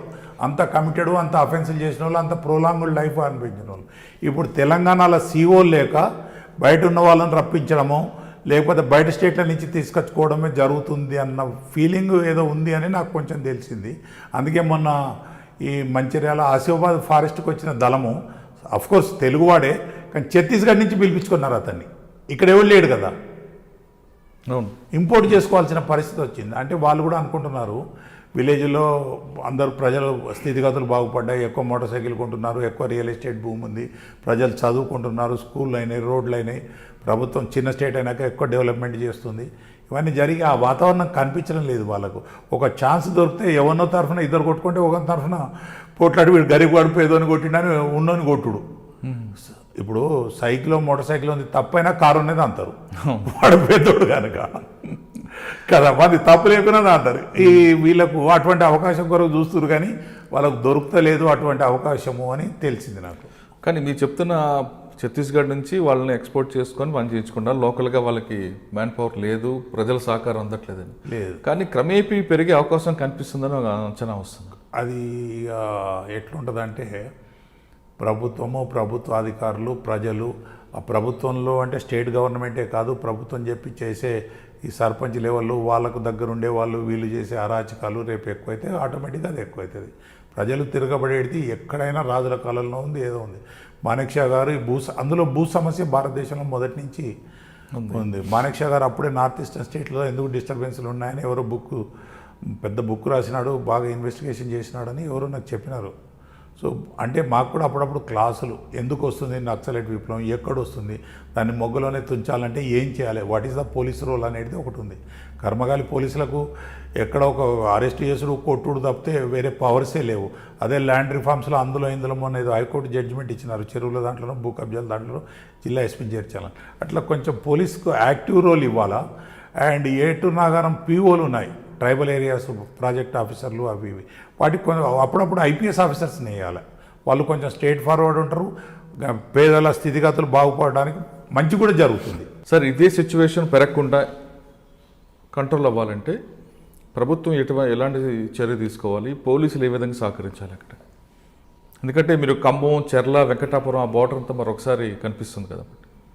అంటే కొంచెం బ్యాక్గ్రౌండ్ చెప్పానంటే రాజుల వ్యవస్థ తర్వాత భూస్వాముల వ్యవస్థ వచ్చింది. భూస్వాములు దోచుకుంటున్నారని ప్రస్తుత నాయకత్వం ప్రజాస్వామ్యం పేరు మీద వచ్చింది. కొంతమంది, అందరూ కాదు, వీళ్ళని తక్కువ చేస్తున్నారు, వీళ్ళు దోచుకుంటున్నారు ప్రజలను, వీళ్ళు రిచ్ అవుతున్నారు. నిన్నటిదాకా మోటార్ సైకిల్ మీద కార్లో తిరిగినోడు ఇవాళ పెద్ద కారు ఫ్లైట్లు అవి ఇవి ఎక్కుతున్నారు. పొలిటికల్ కరప్షన్ తగ్గాలి, తగ్గితే అఫీషియల్ కరప్షన్ తగ్గుతుంది. వాళ్ళు ఆనెస్ట్ ఉంటే ఆఫీసర్స్ ఆనెస్ట్ ఉంటారు, అప్పుడు ప్రజలకు దగ్గర అవుతారు. వీళ్ళు ఆనెస్ట్ ఉన్నారు. పోలీసు ఫ్రెండ్లీ పోలీస్ అనే దానికంటే strict police, honest police, victim oriented police అని పేరు వస్తే ఎవడు అరాచకం చేయడానికి ధైర్యం చేయడు. Police must be strong, honest and straight forward. అది చేయాలి. అది చేయాలంటే ఇంకా చాలా పనులు చేయాలి గవర్నమెంట్. అది చేయదు, మనం ఏదో ఊహించుకొని చేయడు. ఫస్ట్ చీఫ్ జస్టిసెస్ను ఒక స్టేట్ నుంచి ఒక స్టేట్ వాళ్ళని వేయకుండా మార్చడానికి దాంట్లో కూడా అంటే నేను అబ్జర్వ్ చేసిన దాంట్లో హైకోర్టులో కూడా ఏమవుతుందంటే నిన్నటిదాకా ఇక్కడ అడ్వకేట్ ఉన్న వాళ్ళు ఇప్పుడు జడ్జిలు అవుతారు, ఇక్కడనే ఉంటారు. వాళ్ళకు అంతకుముందు ఆఫీసు లైక్స్ డిస్లైక్స్, వాళ్ళ దగ్గర పనిచేసిన వాళ్ళు కేసులు ఇవన్నీ ఉంటాయి. ఇంతమందిని విడిచిపెట్టి 100% ఆనెస్ట్గా స్ట్రేట్ ఫార్వర్డ్ ఉండాలంటే భగవంతునితో కూడా సాధ్యమవుతుందో లేదో నాకు తెలియదు.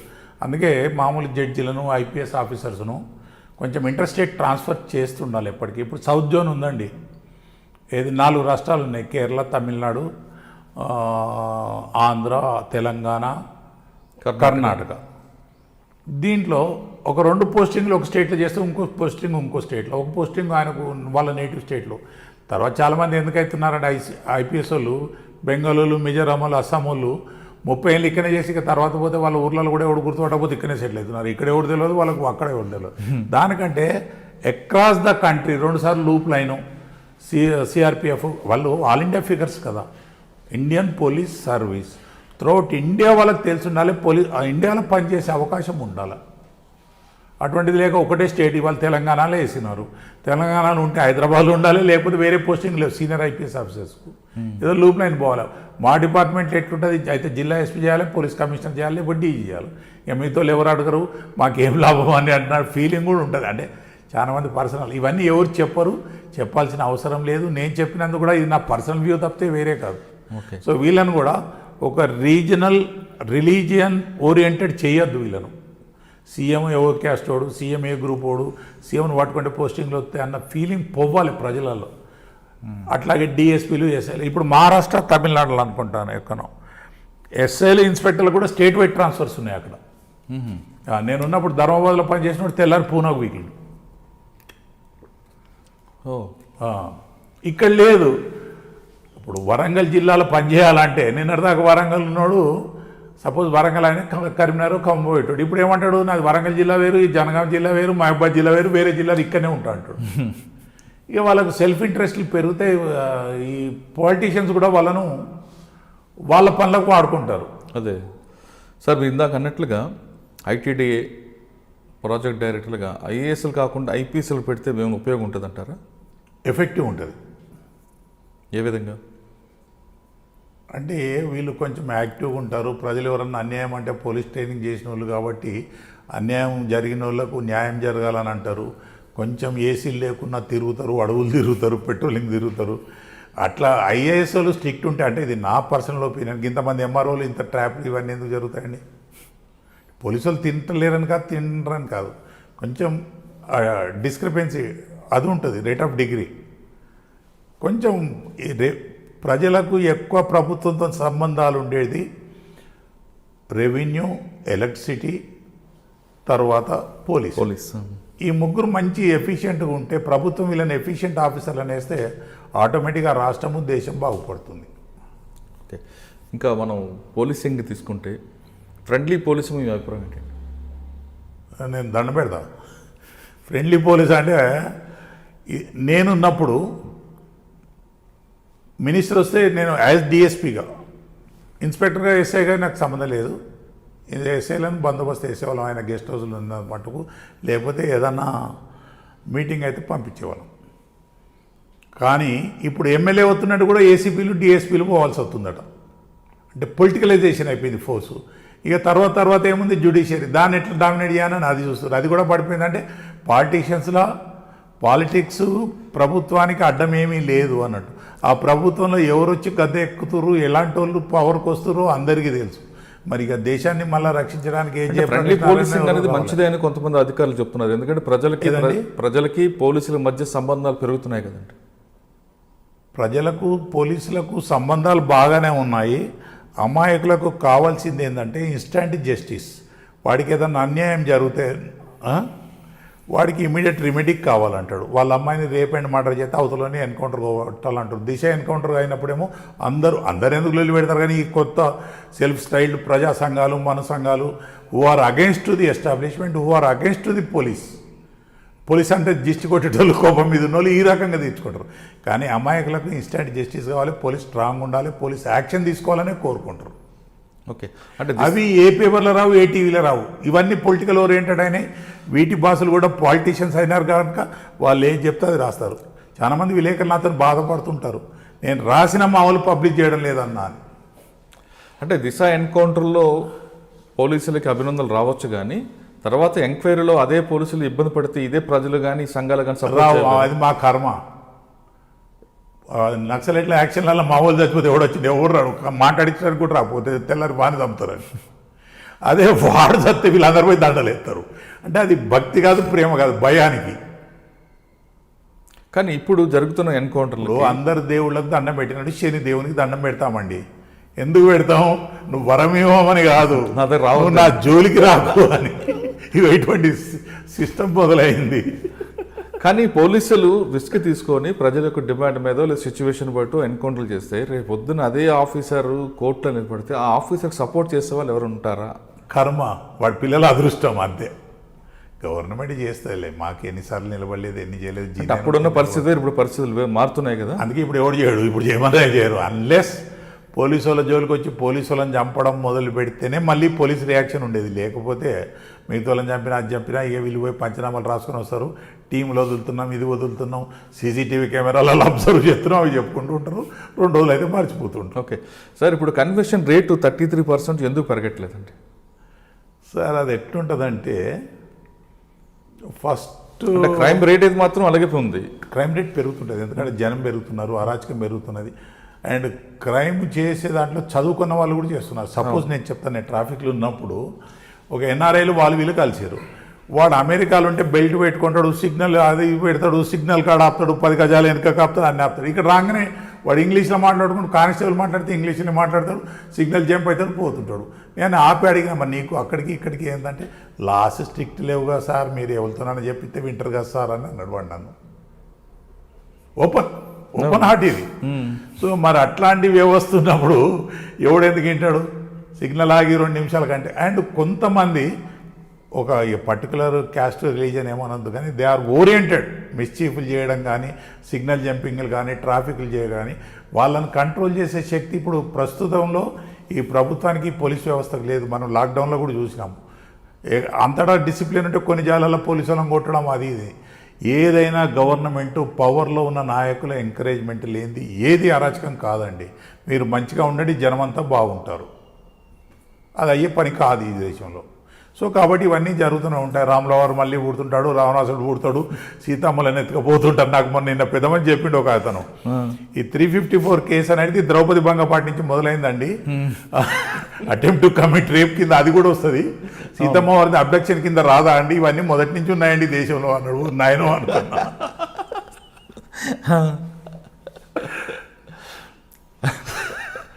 ఈ లా, ఈ నేరాలు ఎప్పుడైతే అరికట్టబడతాయో, ఎప్పుడైతే ప్రజలు అంటే యథా రాజా తదా ప్రజ, పాలకులు బాగా ఉంటే ప్రజలు బాగుంటారు. సార్ ఇప్పుడు ఇంత ఈ మధ్యలో నేను చూసిన ప్రభుత్వంలో అన్నిట్లలో కిరణ్ కుమార్ రెడ్డి గారిది బాగా అనిపించింది. బాగా చేసినాడు ఉన్న కొద్ది రోజులు. సరే నాకు ఆయన ఎవరో తెలియదు ఏం లేదు, కానీ ప్రజలు అనుకుంటే నేను అనుకున్నాను. నేను ఇప్పుడు కామన్ మ్యాన్ కాబట్టి. ఓకే, కానీ ఇంత జరుగుతున్న సిస్టమ్స్ వస్తున్నాయి, లక్షల కెమెరాలు వస్తున్నాయి, ప్రజలకు ఫ్రెండ్లీ పోలీసింగ్ జరుగుతున్నా ప్రజలకి పోలీసుల మీద నమ్మకం పెరగట్లేదు. ఎందుకంటే ఈ బాధ మీకు ఉంటుంది, కొంతమంది విలేకరులకు ఉంటుంది, కొంతమంది పోలీసు వాళ్ళకు, కొంతమంది అధికారులకు, కొంతమంది రాజకీయ నాయకులకు ఉంటుంది.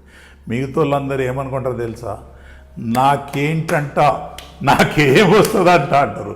లేకపోతే ఏదైతే నాకేందిలే, ఈ 2 రకాలు అనుకుంటే వాళ్ళు ఎక్కువైపోయినారు. కానీ అది రాను రాను అది వ్యవస్థకి ఇబ్బంది కలిగే పరిస్థితి వస్తుంది కదా. వస్తే మళ్ళీ ఎవరో విష్ణు అవతారంలో ఇంకెవరో వస్తారు, ఏ ప్రధానమంత్రి అవుతాడు, ఏదో అవుతాడు, బాగుపడుతుంటారు. ఏ గవర్నమెంట్ వచ్చినా ఏది ఇమీడియట్ నెసరో ఆ యాక్షన్ చేస్తుంది. సపోజ్ చంద్రబాబు గారు ఉన్నారు, ఆయన రోడ్స్, బిల్డింగ్స్, స్కూల్స్ అవి ఇవన్నీ ఆయన డెవలప్ చేసినాడు, ఇంజనీరింగ్ కాలేజీలు అవి ఇవన్నీ. ఇప్పుడు ప్రస్తుతం చంద్రశేఖరరావు గారు ఉన్నారు, ఇరిగేషన్ ఫీల్డ్ తీసుకుని ఈయన డెవలప్ చేస్తున్నాడు. రేపు ఇంకో సీఎం వస్తారు, ఇంకో ఫీల్డ్ డెవలప్ చేస్తారు. ఏదో ఒకటి జరుగుతూనే ఉంటుంది. డెవలప్మెంట్ అనేది ఎక్కడ ఆగదు. లేకపోతే మానవులు ఇన్ని సంవత్సరాలు, ఇన్ని వందలు వేల సంవత్సరాలు ఎట్లా బతుకుతారండి? నేను డెవలప్మెంట్ గురించి అడగట్లేదు, ప్రజలకి పనులు జరుగుతుంటాయి, ఇంకా నమ్మకం పెరగాలి అంటే ఏం చేయాలి? ఇది అంటే పోలీసుల మీద నమ్మకం పెరగాలంటే ఒకటి ఏమంటే అన్ని నమ్మకం కాకపోయినా గౌరవం పెరగాలి. నమ్మకమే, మాకు గౌరవం ఏమొద్దు. నువ్వు అదేంది ధర్నా పేరు మీద టెంట్లో ఫ్యాన్లు వేసుకుని కూర్చుంటే మేము ఎండలు నిలబడాలి కదా. మరే అది వ్యవస్థ. పిల్లల్ని ఇచ్చిపెట్టాలి, వాడు ఇంటికి పోవద్దు, తిండికి పోవద్దు, వీళ్ళేమో టెంట్లనే తెప్పించుకుంటుంటారు, తింటుంటారు, అన్నీ చేస్తారు. అంటే మిగతా డిపార్ట్మెంట్లకు మాకు ఒక తేడా ఏంటంటే, ప్రభుత్వము పోలీసు అంటే కనబడేది అక్కడ లోకల్ ఎస్ఐ గారు, కానిస్టేబులే. వాళ్ళను మంచిగా డ్యూటీ చేయనియాలి. వాళ్ళు చేయాలని అనడం లేదు, వాళ్ళని చేయనియాలి, ఆ ఎంకరేజ్మెంట్ ఇవ్వాలి. బాబు నువ్వు చేసిన పని కరెక్టేరా, మంచిగా చేయి. నువ్వు రాగానే వాని ఫిర్యాదుదారుని మాట్లాడు, ఏం జరిగిందో తీసుకో, వానికి ఏం పని కావాలో చేసి పెట్టు, కేసు కట్టాలన్నా కట్టు, కానీ మంచిగా మాట్లాడు. సింపుల్గా లాజిక్. ఏమైందండి, అరే నీకేం పని లేదు, అగ్గి రాత్రి పూటతో పొద్దుగల రాదా, ఏం కేసు మునిగిపోయింది అని అంటే దానికి ఎవడు చేయడు. వీళ్ళకి బాగా ఓరియంటేషన్ రావాలి. అంటే కానిస్టేబుల్ నుంచి ఎస్ఐ దాకా వస్తే చాలు. మిగతా వాళ్ళకి పిఆర్ తక్కువ, పబ్లిక్ రిలేషన్ ఉండదు. ఏదో పెద్ద కేసు అయితేనే పోతారు, లేకపోతే పెద్దవాడు ఎవడని ఉంటే ఎస్పీ దగ్గర పోయి అక్కడి నుంచి వస్తాడు. అవును, మా వాళ్ళు కూడా కొంతమంది పైనుంచి వస్తేనే వింటారు.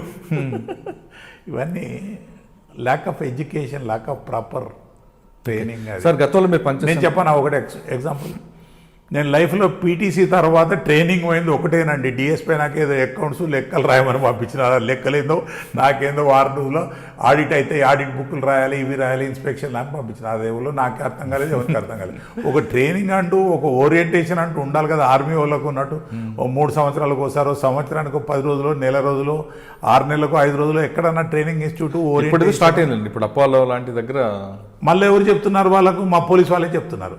కొంచెం నిష్ణాతులను పిలవాలి, ప్రొఫెసర్లను పిలవాలి, ఏ స్కాలర్స్ని పిలవాలి, మంచి హైలైటెడ్ ఆయన ఎవరు ఇన్ఫోసిస్ లాంటి నారాయణమూర్తి గారు లాంటి వాళ్ళని పిలవాలి. అంటే ఒక్కొక్క ఫీల్డ్లో పిలిచి ఓరియంటేషన్ ఇప్పిస్తున్నారు. ఇట్లా ఉంటుంది, ఇట్లా ఉంటుంది ప్రపంచం. అంటే ఒక పోలీసు, ఒక కామన్ పీపులే కాదు, ఇంకా ప్రపంచం చాలా పెద్ద ఉన్నదని నేర్పాలి మా వాళ్ళకు.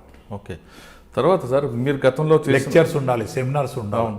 మీరు పనిచేస్తున్న టైంలో ఒకవేళ ఎన్కౌంటర్ జరుగుతున్న టైంలో కానీ లేదంటే ఇంకొక ఇష్యూలో కానీ బై మిస్టేక్ మీ వైపు నుంచి మిస్టేక్ జరిగింది అనుకోండి, మీకు కొంతమంది ఆఫీసర్ ప్రొటెక్ట్ చేసే ఆఫీసర్లు అప్పట్లో ఉండేవారు.